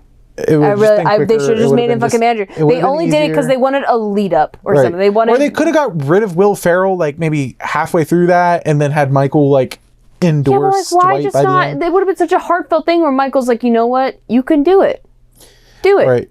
And then maybe like once Michael leaves, they take it away from him. Right, because he does shoot the gun in the floor and then he loses everything. Maybe that could be something like that. And then kind of have the build up again where like, but then don't make another beloved character, Andy. Don't, because you don't know how to write another better way to get him to leave. Don't turn him into an asshole. So in season 8, Andy becomes the manager of Dunder Mifflin. Andy. Andy was a character I really liked. Well, hold on. Because season 8 with Andy, you're forgetting. Season 8 is not where Andy goes bad. Season 9 is where Andy goes bad. No, but even then it's not like amazing. He's not that funny. He's less funny because they're trying to make him like Michael. Like they're trying to make... They kind of do this. They're kind of trying to merge Andy and Michael together almost. Because it is still Andy. It just doesn't fit his character. They're trying to make him more offensive. To me, it just doesn't fit his character. Michael. It doesn't. I just don't think the character that they wrote is not a good fit for it. My opinion differs. Especially when I seen the extended cuts of the episodes, season 8 appeared a lot better to me than the first time I watched it. It's not all unfunny. No, I think season 8's actually a pretty pretty good effort at continuing The Office. I think it holds the spirit pretty well. All the characters hold up for the most part. I actually like Andy as manager in the beginning of that season. I actually do. I like I don't like it because I know other characters. I like the episodes that he's in, what happens with him. He does that whole reward system and gets the tattoo on his butt. I thought that was a really funny episode. That's probably the only time he's just trying to get their approval because his parents are not proud of him. And we have the garden party episode where we get more in depth with his parents. We have the Doomsday Clock episode where Dwight makes the clock and Andy's just trying to pull together the whole office. Yeah, but Andy didn't even fucking do one of my anything. favorite episodes in season 8 is the Mrs. California episode where Robert comes in and he says, my wife is about to walk in. She's going to ask for a job. You will not hire her. But that's not even Andy. Andy didn't contribute really to a lot of it. Andy's the way he plays that in that episode, the actor, I think it is so funny. Like that was one moment in The Office that really made me laugh. Like actually made me laugh is when Robert's like, he's like, Andy, just tell her, just lay it all out. Tell her the truth. Just tell her the truth. And then Andy's like, are you sure? And he's like, am I sure? Tell her the truth. And then Andy's like, well, anyway, blah, blah, blah, blah, and tells her everything. And then Robert's like, you lying son of a bitch. But that's Robert California. That's not really... But Andy's face, like the way he acts it, it's so funny. I don't know. I actually like Andy for the first half of season 8 when he's trying to become manager. As season 8 progresses, though, it really falls for me when they go to Florida. That's stupid. Where this whole season gets derailed, I feel like. Kathy and Jim's whole cheating storyline, even though Jim doesn't cheat, but just the whole fact that they fucking were planning on it, though. That's how much of like the writers felt. Right. The fact to know the writers they were planning on making them cheat. The writers themselves were... And that is important to know these behind the scenes things because it does alter your view of the show. Because they also planned for Pam to have some kind of thing in season 9 with Which is Brian. crazy because I'm in a relationship with you. I can never even imagine. And Jim and Pam's actors like both said like they don't want to do it. Like they just said that's not in our characters. That's going to ruin the show. Yeah. And guess what? They were right. Thank God they stood up and did something about it because... But the fact that they actually thought that'd be a good idea is crazy. That the writers thought that was going to be a good idea is crazy. At least from the knowledge that I know, that's the same knowledge I've gotten from all this. But yeah, overall, I think once they go to Florida, this kind of where The Office starts to kind of fall off. It's the beginning of the end here. They go to Florida. I just feel like everything gets so mismatched. Oh my god, they make Kevin even more stupid. There's a moment I was like, Kevin gets even stupider in these last 2 seasons, like to the point where he's like literally a toddler. He actually is mentally disabled. Like he's like there's a no toddler. explanation. Yeah. They basically what they do after season 7 is they just turn every character into like a caricature. Of literally, themselves. what Michael said is like, don't become a caricature. Yeah. And it just makes everybody, because what ends up happening is Dwight and Jim and Pam, they have to take up the space left by Michael. And by them taking that up, there's other characters that have to take the side roles beside them. Also, there's a ton of stuff that happens in these last couple seasons that really screw everything up. Pam's actress gets pregnant again. She has to leave for a good part of her. She has to leave for like a good 6 or 7 episodes of season 8, I believe. Another thing is Kelly and Ryan are barely in these seasons because they split off from the show at some point during this. It's not just Michael. It's the show in general. Like they had parts where they just were not connecting. Jim and Dwight basically are there to carry the show for the last 2 seasons, and Dwight especially, but they have to alter their characters in some way to be the leads, because before they were just they were leads, but they were not the lead. Like, and a lead character has a different character profile than the ones on the side of the lead. So once they took up the leads, their characters do change. They're a little bit different. They're a lot more in the center. They're a lot more focused on. They have a lot more agency in the plot.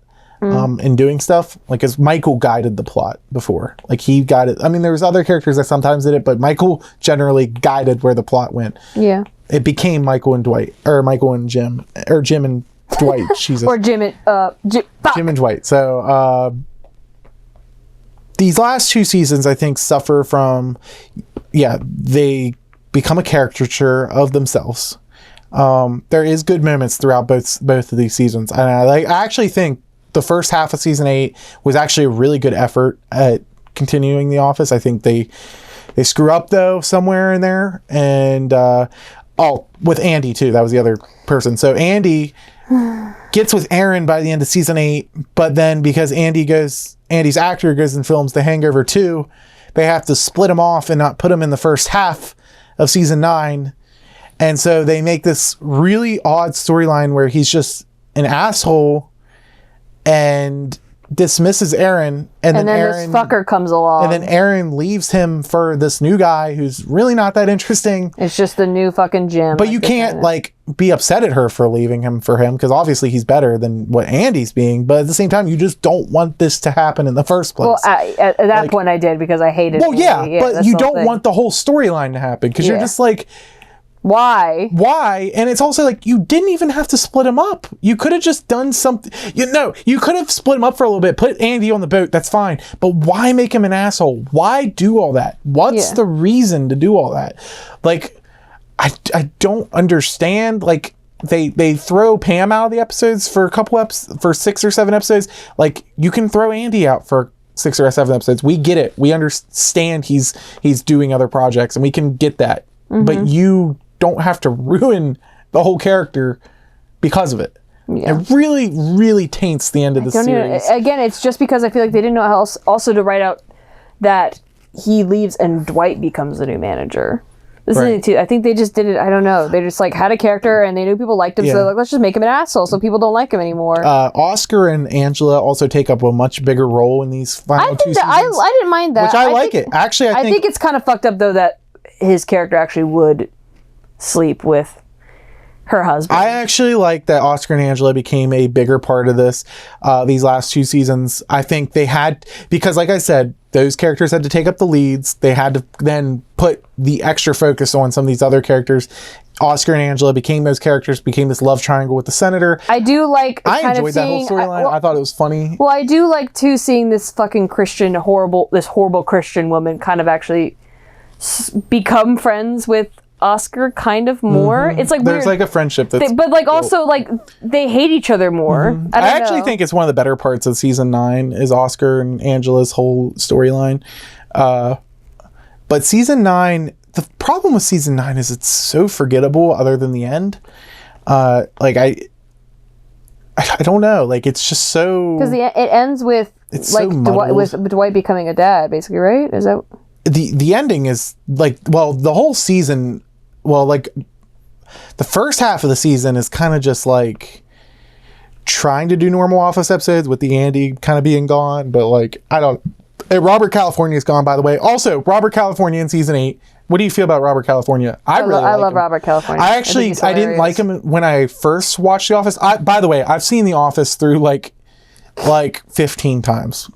Through different ages. Like, I've seen it a lot. I saw it one time all the way through once. I've seen The Office when I was like 16. I've seen The Office the most out of any TV show, I think, ever. Well, yeah, because a lot of times we would just play it in the background too. Yeah, I actively watched it over and over again, though. So I know this show very well. But that's crazy. The first time watching it, I did not like Robert California, because I think that's just naturally how you feel coming off of Michael. But the second time watching through, you talk? Hello? Yeah. All right, I was just checking audio.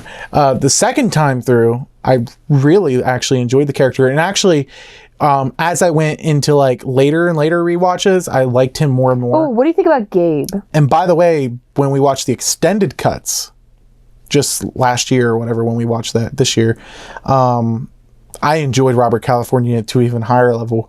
I think those extended cuts for season 8 really do that season wonders a lot, because a lot of stuff is cut out of those first few episodes, and I think it really fleshes out Robert's character. So what do you think of Gabe? Gabe, I like Gabe. I love Gabe. Yeah, He's I a thought he fucking was funny. he's a little creep. He's a little weirdo. I think he's funny. So yeah, season 9, the lice episode I actually like of that season. That's a good one. I that's one of the standouts of that season, where Pam has lice and she gives it to the whole office. I thought that was a funny one. The work bus episode where the whole cast almost died, and directed by Bryan Cranston. That episode. So they go on the work bus and they go. That's a good one. Jim ends up going to Philly. That's kind of like this other storyline. So basically, season 9 does this thing where it splits Jim and Pam apart now again because they want to create tension. I hate that shit. And then Jim's off in Philly and Pam's alone with the kids, and she feels very alone. And then Jim seems to have like no empathy, right, for some reason. And then they bring in, and then they like reveal that Jim's a slob too, which like pisses me off too. Then they bring in the camera crew, basically starting to bring them in more as characters. Pam has this thing with this Brian character, and it's kind of odd. I don't think they should have broke it like that. I don't think they should have. I feel like the moment they did that, it ruined it. When the people behind... Some people say that's when it... Like, I was like, that's it. It's fucking gone now. Because Michael, it's like... It does break the magic. Like, it just destroyed it. And it just... I don't know. Yeah. I don't like it. We do get the episode with The Farm, which was a soft pilot episode for Dwight's own show, which was interesting. Which would have been great, I think. Or at least it would have been better. And then the show really ramps up in the last, like, 4 or 5 episodes. Let's make this good suddenly. Yeah. Because if we don't, people are going to be really bad. The Office at the end of season 9 goes, like, suddenly the writers just started writing, like, flames on their papers. And just, like... The last few episodes were just so good. Like they started tying all the documentary stuff together when everybody starts seeing the trailers of themselves and all their secrets are getting put out. Like it really kind of starts to culminate the show, and you're starting to feel like, oh my God, everything from their past is coming up to haunt them again. And like, I don't know, it's so good. And then like, we get this whole storyline with Dwight and Angela and their love relationship finally coming to a head in one of the best moments of the entire show. I love you. Yeah. And when she tells him it's her baby, it's his baby. And, you know, he does that. God. He says, I love you first before he knows that. And she just wanted him to love her before him loving her because of the baby. I think it's one of the best moments of the entire series. And then we go into the finale, which I think the finale is one of the best finales of any TV series. So I do think it's a really strong comeback. And it's interesting to see a show that has a declining last couple seasons, but has a really good finale and a really good ending, because that's really rare to see. I don't know if it's happened in many other shows. Like, I mean, obviously Game of Thrones, we can say, you know, it went down and there's a I can make a whole episode talking about season 8 of Game of Thrones. There's a visible decline, and we will do a Game of Thrones episode next year before House of the Dragon. But I mean, have you ever seen any other show that's ended like bad, but like it was going bad, but then it just like wraps everything up somehow beautifully? I can't think of really something like that. Let us know if you guys have seen any other show that's done what The Office has done, where it was like a declining brand almost. It felt empty, and then like all of a sudden it just like I bet someone's gonna say something like duh. Someone's gonna say something like duh. Why didn't I think of that? Right. I mean, I haven't watched a lot of TV compared to what people may think. It's actually kind of embarrassing that I haven't seen as much as I talk about movies and stuff. But there's not a lot of shows that end bad and come back like that. So let us know. Let us know. Yeah. Overall, season 8 and 9 are obviously the eyesores on this series. But it saves it by having a good ending. I think if it Michael coming back. If it didn't have a good ending, we would think of this show the same as Game of Thrones. It fell off and got ruined, and we ignore that ending. And but because it has such a good ending, we can kind of like be like, it was all pretty good. There's just a couple bumps in the road. But it was like the best show of all time with what we can kind of gather, or best comedy, or I don't know, you know. No, definitely not the best comedy, but one of them. I don't agree with the best comedy. What's the best comedy ever?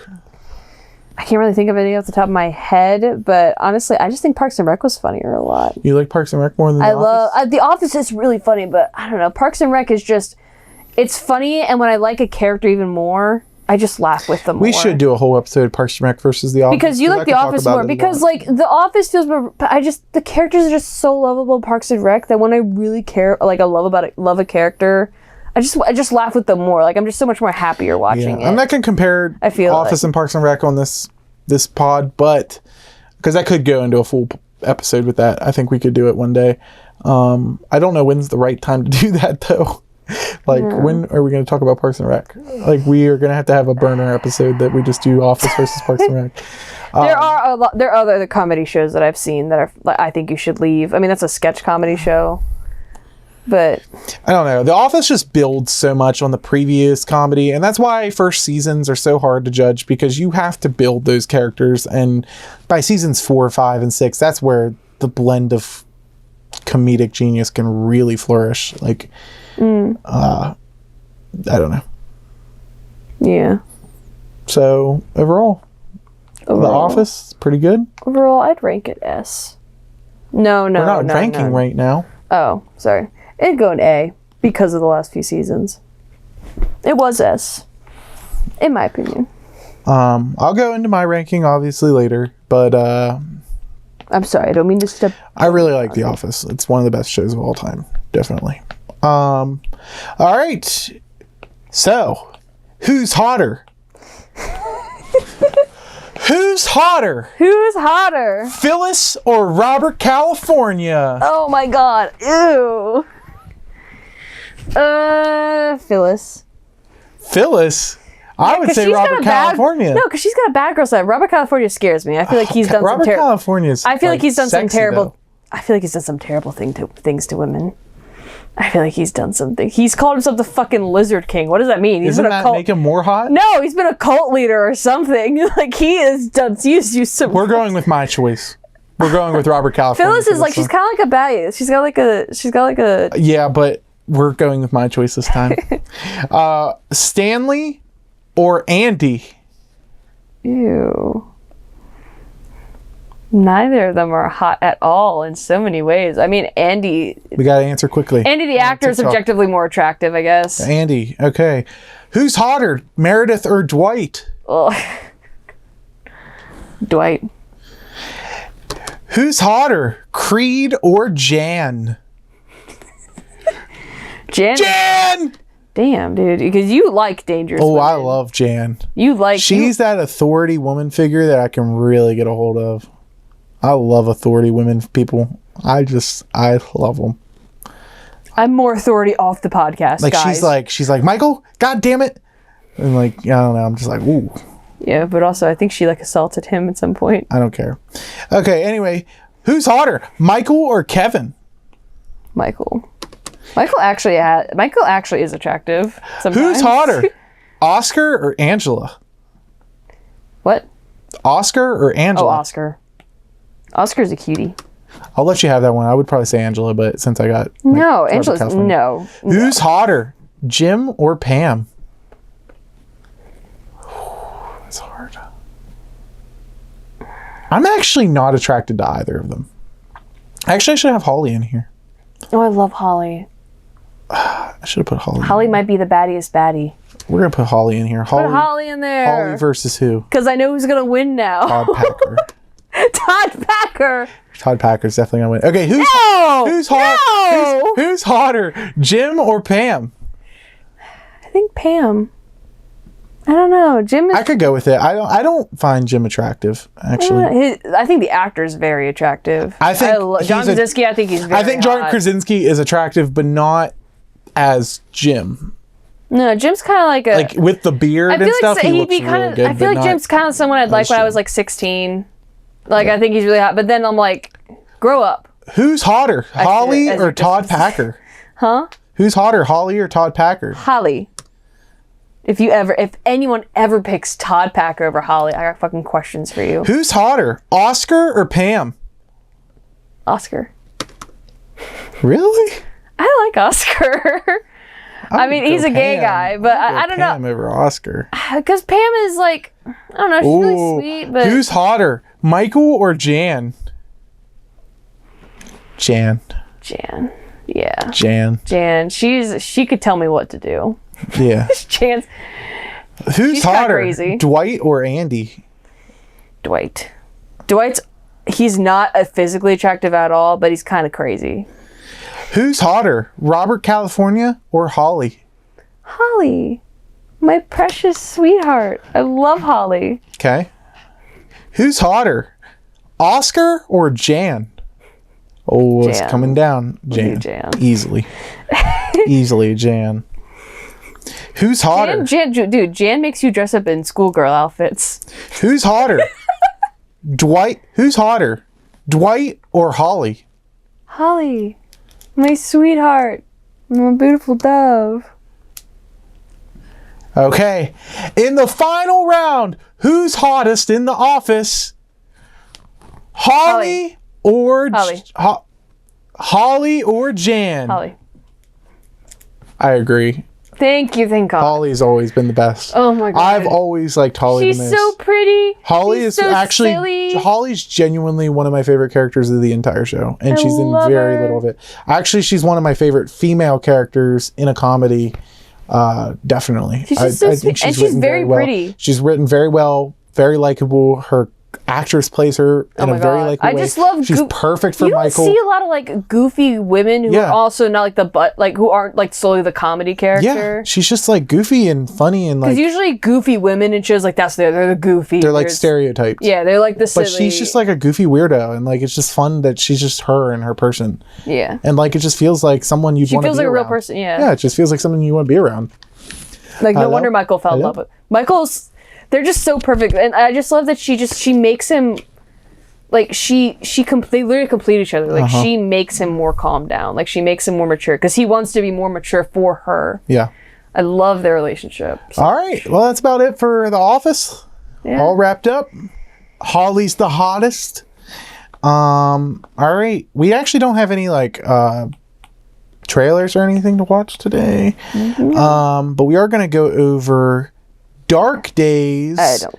Which is our first film that we've watched in film class. We're just going to go over it real quick. Let's just do like 5 minutes. This was a documentary that we watched in film class. This is going to get 2 views on TikTok. Oh, I didn't print out a paper for it. Here, I'll print it right now as we're doing this. Oh my God. So you tell them about Dark Days. Dark Days is a documentary. It's filmed by like one guy with a film camera. It's black and white. It was filmed during 2000. And he interviews and documents the lives of these homeless people that basically have run under, like, in the tunnel system because, like, outside has gotten so unsafe. And you see them, like, living among the rats, and they have these addictions that were either given to them when they were really young or they did to deal with some horrible trauma or pain, and there wasn't the support that they needed to kind of get over it, so they just ended up on the streets. And now they have nothing but crack to have the days pass by because they're literally eating out of garbage. But then when you see this, by the end of it, it's finally offered to them to have these apartments to live in. And it's very fascinating the way and Drake's walking in front of the camera. You keep talking. It's very fascinating how they play this out because not only is the cinematography amazing, but there's like, I think there's like, our teacher said there was one light and one camera. And he kind of knew some of these people too. And you can see just these moments where even though they're just living in like these, they make their own houses too, which is really cool. They like put up posters and shelves because they're just people, they do want a home and they clean it, they take care of it. They do all they can to keep themselves clean and shaved and brushing their teeth and using buckets. And like, these aren't people who just, because some people see homeless people as they don't care about anything. They don't care about themselves. They don't want to help anybody. They like, but they're not. They're people who just didn't get the support that they needed. And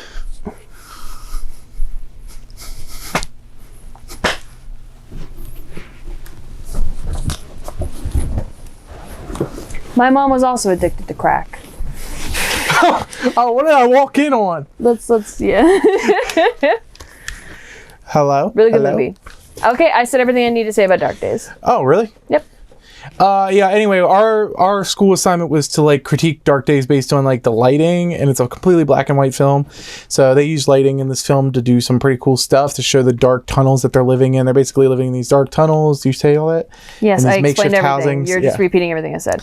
And I said it better than you. I and liked you it. walked and smacked your ass in front of while I was talking about homeless people. It was very raw. It was very emotional. It's not a highly edited documentary. I like it. It tells its story that it needs to tell, and it told it in an interesting way. Yeah. And I'm glad to see a documentary that really goes down, just like is really baseline, like with the people. It's not like their super. There's a lot lives, of with their documentaries perspective. today, like really overproduction. I feel like. Yeah. No, it's really good. So I mean, I trust you that you, I guess, gave the whole gist. I did, and you're gonna edit, and you're gonna see that I was talking about something really serious, and you came in front of the camera and smacked your ass. I'm sorry. I'm really sorry. Anyway, where we at? Ready? Yeah. It's time for Drake's Big Fucking Board. And today we're ranking Dark Days. The film everyone's been talking about. Yeah. So anyway, Dark Days is a documentary film.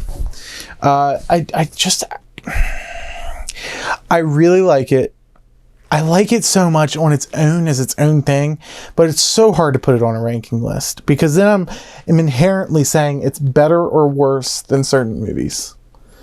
And I don't think it's going to be better than like Together or Weapons. Like, yeah, I feel like it made me feel more.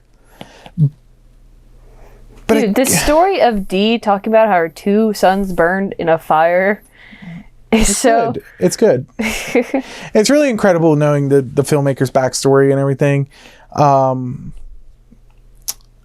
But at the same time, I don't know if this is a film I'm going to remember forever. I think it's really good. I'll probably remember it, but I just can't say, like, when I think about my S tier movies, I'm going to think about Dark Days. Like, I don't think I'm going to think that way. And I will say that none of my rankings are permanent. I can change them whenever. So I'm basing off the way I feel now, but any rankings can change. I change them all the time because my feelings change all the time.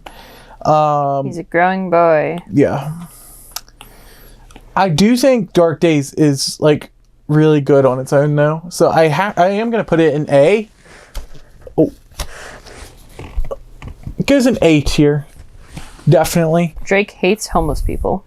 I think it's really good. It's Or really good, unhoused. but I can't put it in S tier because S tier feels like, damn, this movie was for me. I really got an enjoyment out of this movie. But this movie also is very depressing. You put Addams Family in S. I really love Addams Family. I'm just shocked you did that. It's an amazing movie, but I'm just shocked because, like, I loved it. That's my type of comedy. I love that kind of comedy. I want to watch it again. I do too. No, there's a second movie. I know, and gotta watch that's it. why I feel like that's an S tier movie. Like Weapons, Together, Dark Days, they're so good, but like I'm like, I've seen it. Okay. I'm good. You know what I mean? I think that's kind of the way I think of it. Like, I mean, I haven't seen any movie. S tier is when I think they're my favorite I things haven't of all seen any time. movie. I would watch it again. I would pay to watch I it haven't again. seen any movie like Dark Days. Oh yeah, I mean I agree, but I haven't seen any movie like Together either. Okay. You know? Okay. What are we doing next? Are we doing TV shows? We're doing the paper, and then we'll do series? season 1, which I don't. You're gonna rank this the exact same, so Well, were you doing the series or seasons first? let's do. Series in total, because we're going to do the Office full Fine. series. I mean, fine. Let's do the seasons first. But the seasons, it's going to take a while.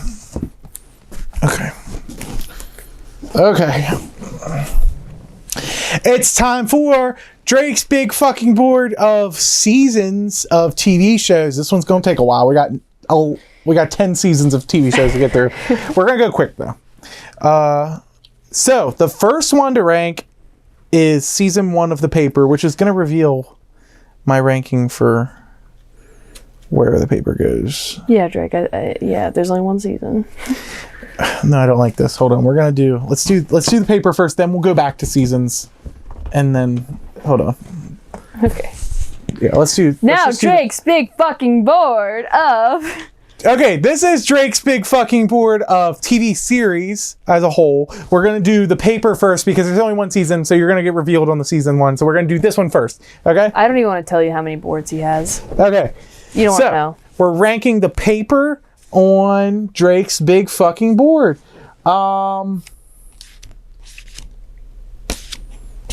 Is it better than Wednesday? Yes. Is it? This is hard because only because I have something I'm waiting for potential. Because and Wednesday as a whole is like kind of complete. I mean, there's gonna be a next season, but Wednesday, the reason it's even in C tier, because I honestly consider it D tier, is honestly the performances. The performances of certain actors in certain roles. I think the paper has more potential. That's the thing. So I would rank it high. I put it in B. But I'm not ranking off potential. I'm ranking off. No, of what I know. I do high C. High C? Yeah, because it's C. Because it's like but like there's stuff there. It's not bad. Like D is like kind of bad. F is terrible. Yeah, D is more bad than like there's more negatives than I think it's higher than Wednesday because Wednesday has had its time to go through. And watching the Addams Family, the original movie, fucking awful for the Addams Family. That should not have been Addams Family I agree. show. I'm going to put it right above Wednesday. Yeah. I agree with that. I was going to say low C's. I saw someone a video say that they think that plot for that show was for an entirely different show and they just smacked Addams Family on it to get attention for it. I do think the paper is meh. It's literally the definition of average right now. Yeah. But it could definition of missed opportunities. It's not outright offensive though or anything, and it doesn't have. I wouldn't say it's more bad than good because that's where kind of D falls, like where the negatives outweigh a little bit over the goods, and I don't think that. I just think it's average, and that is where C is. That is what C is average on my rankings. Okay, we'll rank The Office last though. The full Office. Yeah. Okay. Now we're ranking TV show seasons. The first one we're going to rank is the paper season 1. We're going to rank this in the same spot generally. I mean, but I do think season 2 of Wednesday is above it. So we're going to put it here. Okay. Sure. Also, I'm going to run out of room on this board very quickly. These things are way too big. We're going to have to resize these eventually. What? What did you say? Okay. You think, okay. What? You think Wednesday's okay. Season 2 is. I'm literally thinking about the fact it's from the Addams Family. Like, it is so fucking awful for the Addams Family. Yeah, but this has to go the same spot it was on that one. And Wednesday season 2 was a little bit higher than okay. I think crossed. Ready? It might change eventually. Okay. We are ranking season 1 of The Office.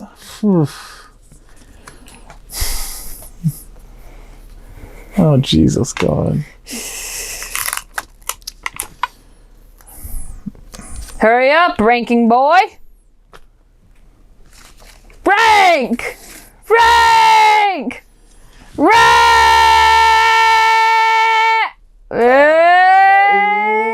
Low B tiers. Low B tiers. Low B tiers on season 1 of The Office. We're ranking all the seasons of The Office. Low B tier on season 1. I think it's good, but I don't think it's average. I think it's more than average, but I don't think it's anything else. We're gonna speed run these. Season 2 of The Office. It's getting really good now. I think season 2 of The Office is getting really good comedy. So we're going in mid A tiers, definitely. For right now. Speed through. Season 3 of The Office, I do think is better than season 2. I don't think it's peak. Some people do, but I do think it's better than season 2.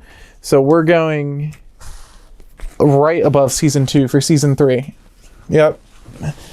Season 4 of The Office. Oh. This quite might be my favorite season of The Office. Might be. I'm not quite sure though. I really don't know what my favorite season is. I'm gonna have to decide right now. Season 4. Season 9 is my favorite. Season 4 is an S tier. 100%, I think it's one of the best seasons of comedy television and one of the best seasons of television. Yep. Season 5 of The Office. This is the one that contends with season 4. Definitely. It's Always Sunny in Philadelphia. That's a show that I think is funnier than The Office, and I haven't even watched it all the way through. I watched the first, just things about it. Season 5 of The Office. I'm going to say season 4 is the best, only because I remember more stuff from season 4 than season 5. Season 4 is just so much more iconic to me. Dinner Party. Stress Relief is in season 5. There's so much iconic stuff in season 5 too. Don't get me wrong, it's an S tier. But season 4 is so iconic to me. Sorry. Here you go. Season 6, believe it's still an S tier. This is The Office's greatest run of comedy. It was seasons 4, 5, and 6. Very, very good. Next. Season 7 of The Office. Sorry. Sorry, that was my Season fault. 7 of The Office. Personally, I really love season 7 of The Office. Will Ferrell brings it down a little bit. I am going to put it in. What the fuck is his character's name, anyways? Do you remember? People just call him Will Ferrell. I'm going to put it in high A tiers. High A tiers. I mean borderline S, but Will Ferrell genuinely pissed you off. Brings it down. Pissed me off. Brings it down a little bit. You don't even know that reference because you don't watch regular show. Season 8 of The Office.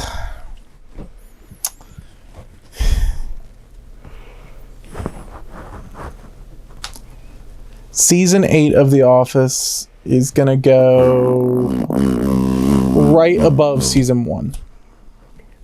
For B. B for... Season 8, I think, has enough good parts. Season 1 is just, it's short. It's I love season 1, but it is short. It has less in it. Season 8 does outnumber it in terms of quantity. I do think there's enough good episodes in season 8 to outnumber season 1, but the overall quality of season 8 is rougher than season 1. Okay. That's the one with California, doing that interview, right? What? Season 8's all Robert California. He's not in season 7 or 9. I am the fucking Lizard King. All right. And season 9 of The Office. Unfortunately, I do think season 9 is it worse than season 1? I don't know. Yes, it's worse than season 1. But the finale and everything combined, it has to be a little bit better. Season 1, I don't think it's really hard to compare. I don't think a good finale can save a whole season. I think a good finale can save a show. I don't think it can save a season because they did so many wrong, bad, dumb things. And that's when they were gonna make Pam and Jim cheat on each other, right? Was that season 9? They were gonna make a fucking cheat. I can't. It's just no. They had so much more expectations for season 1. That's like a new show. There's no expectations. There's more responsibility. With greater power comes greater responsibility, and they failed.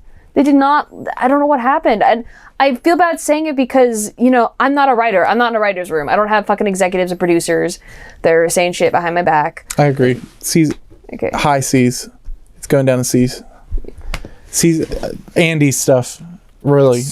Oh my Andy's God. Stuff brings it down. Andy, so Aaron, just all of the Jim, Pam. How forgettable 90% of the season is. I don't want the last season having two of the main love interests fucking fighting the entire time. Now, by the averages of all these, you'd think it would end up in A tier. We're going to see. So that's my final ranking of The Office in order. Season 4, Season 5, Season 6, Season 7, Season 3, Season 2, Season 8, Season 1, Season 9. Yeah. So give us your ranking down in the comments. Which Office season was your favorite? Let's give a... And what was your ranking? Give us your ranking. Give us your big fucking board.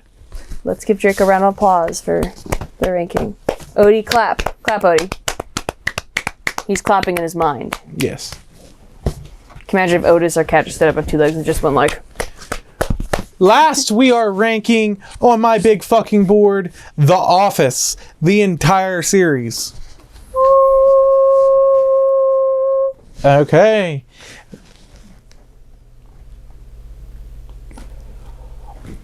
although The Office has so many bumps in its road, it is A. S tier. Yeah. It is S tier. I understand why, but it's A. and Good Place is S tier. I feel like as an average of the seasons, it looked like it should end up in A, but when I rank it on my list, overall, I just still think of The Office as just one of the best TV shows ever made. It is. And it feels like S tier to me, so it has to be an S tier to me. It kind of reminds me of like Game of Thrones, except Game of Thrones. When you ask me what my favorite TV shows are going to be, I'm going to say The Office, and I can't say my favorite TV show isn't an S tier. It reminds me of Game of Thrones, except Game of Thrones just was like a full decline, and there was no really like bright moments. It was just full darkness near the end of it. Nothing good about it at all. I love The Office. It is. But there are some shining moments, even in the shittier seasons. There are some good moments. It is in my top. I think it's in my top 5 favorite shows in my actual list. So it's up there. It's not my favorite show, but it is top 5. I think it's my favorite comedy show. I'm not sure, but I think it's my favorite. And there was a pretty big contender recently, and I'm not gonna say what that show is. You're not gonna say it? No. Why not? We'll talk about it in another episode. Okay, maybe. but we should do an episode on that show. But really, really, really, just quickly, do you think that it's like it got overhyped? Like, do you think it got like do you think that people got a little bit too obsessed and too zealous, like by making like Office theme parties and Office merchandise and Office? Like, do you think it got so overhyped that it became, because it is like the millennial TV show at this point? Like it's no, like it's not millennial humor, but that is like the millennials TV show. No, I don't think it was overhyped. I don't think it's overrated. I do, however, think Bears beats Battlestar Galactica as a joke is overrated. The fact that it's on like so many t-shirts and stuff. I'm sorry, I don't think that joke is that funny. What's your favorite People joke? like bust out laughing listening to that joke. Oh, my mom loves that. My mom fucking loves that. I'm like, I'm sorry. Like, did I not get the joke? Like, it's not that funny. Like, it's funny, but like the fact that it's perpetuated into pop culture that big, I am sorry. I don't think that's my hot take. But anyway, are you ready? Are you ready? Yes, I'm just doing the final little details. Want me to give you how many more seconds? Hello? Hello? I can't tell if this looks better or not. We'll just Hope it's good. keep it like that. Okay. Alrighty, ready. Alrighty. It's time for Justice's Lazy Masterpiece. Okay. Ready? 3, 2, 1, and go! What is that? It's me, or Dwight, and he's thinking about all his favorite things. It's a different aspect ratio than all the other ones. You're going to give me autism overload. I'll fix it. I'll just change the format. It has to be a square. I will make it a square. I'm sorry, Okay. I forgot. But yeah, it's Dwight, and he's thinking about all of his That's very cool. favorite things. I just cut out all Battlestar Galactica beats, Jim, Pam, Angela's the biggest one. She's kind of like in the shape of a heart too, her cutout. That's very cool. And I drew little shitty. Wait, let me see Dwight. It's not very. Oh, I like it. It's not very cute. good, but look at his hand. I like it. It's very cool. A little claw hand. But yeah, that's my thing. Anyway, that's Justice's Lazy Masterpiece. That was pretty cool. I spent like 2 hours on that. Wow. That was really good. It's Beautiful. It's bad. Thank you. What? I'm saying for 2 hours is really bad because I started over like 3 times Why? because I couldn't get his face right. Oh. His face kept pissing me off. Alrighty, well, that's about it for today's episode of the Two Recliners Pod. What are we doing next week? Next week, Next week we're going to be talking about that new movie that came out. Oh, the Long Walk. Long Walk. I think it's really cool, and I think we should talk about some other Stephen King movies too. Next week is going to be our first episode in October. We were thinking about doing we could more do that, Halloween and we could talk about some other Stephen King stuff. movies. We'll watch like 2 other Stephen King movies. Yeah, maybe. I think that'd be a good idea. We'll watch a really loved one. one. No, we were going to watch. We were going to do Emmys stuff too. All the shows that got really good stuff at the Emmys. We're going to watch We're not gonna be able to do that. No, not for one episode, but we were gonna watch Adolescence for next week too. Yeah, I think we should watch some more Stephen King shit stuff, and then like in the studio. I was saying we should watch a really good. I want to watch The Pit. Finna be in the pit. That show that says 15 hours, 15 episodes. That looks so good. Yeah, it looks cool. But I think for also Stephen we King, gotta watch Kevin Can Go Fuck Himself. Oh, yes, that's what it's called, right? I think I just farted. I thought a tiny little man knocked on your ass or something and propelled you into the air. I don't know what the fuck that was. All right, everybody. It's like your butt had a up to this camera now. That's about it for this episode. We are Jim and Dwight. Make sure to check out all our socials at Two Recliners Pod. I'm not doing the Bears beats Battlestar Galactica thing. And that's about it. Yep. We'll see you next week. I hope you join back in. Yay. Subscribe. Hit that notification bell. That's it. That's it. We're Two Recliners. Juliana, thank you for watching. Then what's the song? What's our outro song? Spider-Man. We'll just end it like this with muttering too.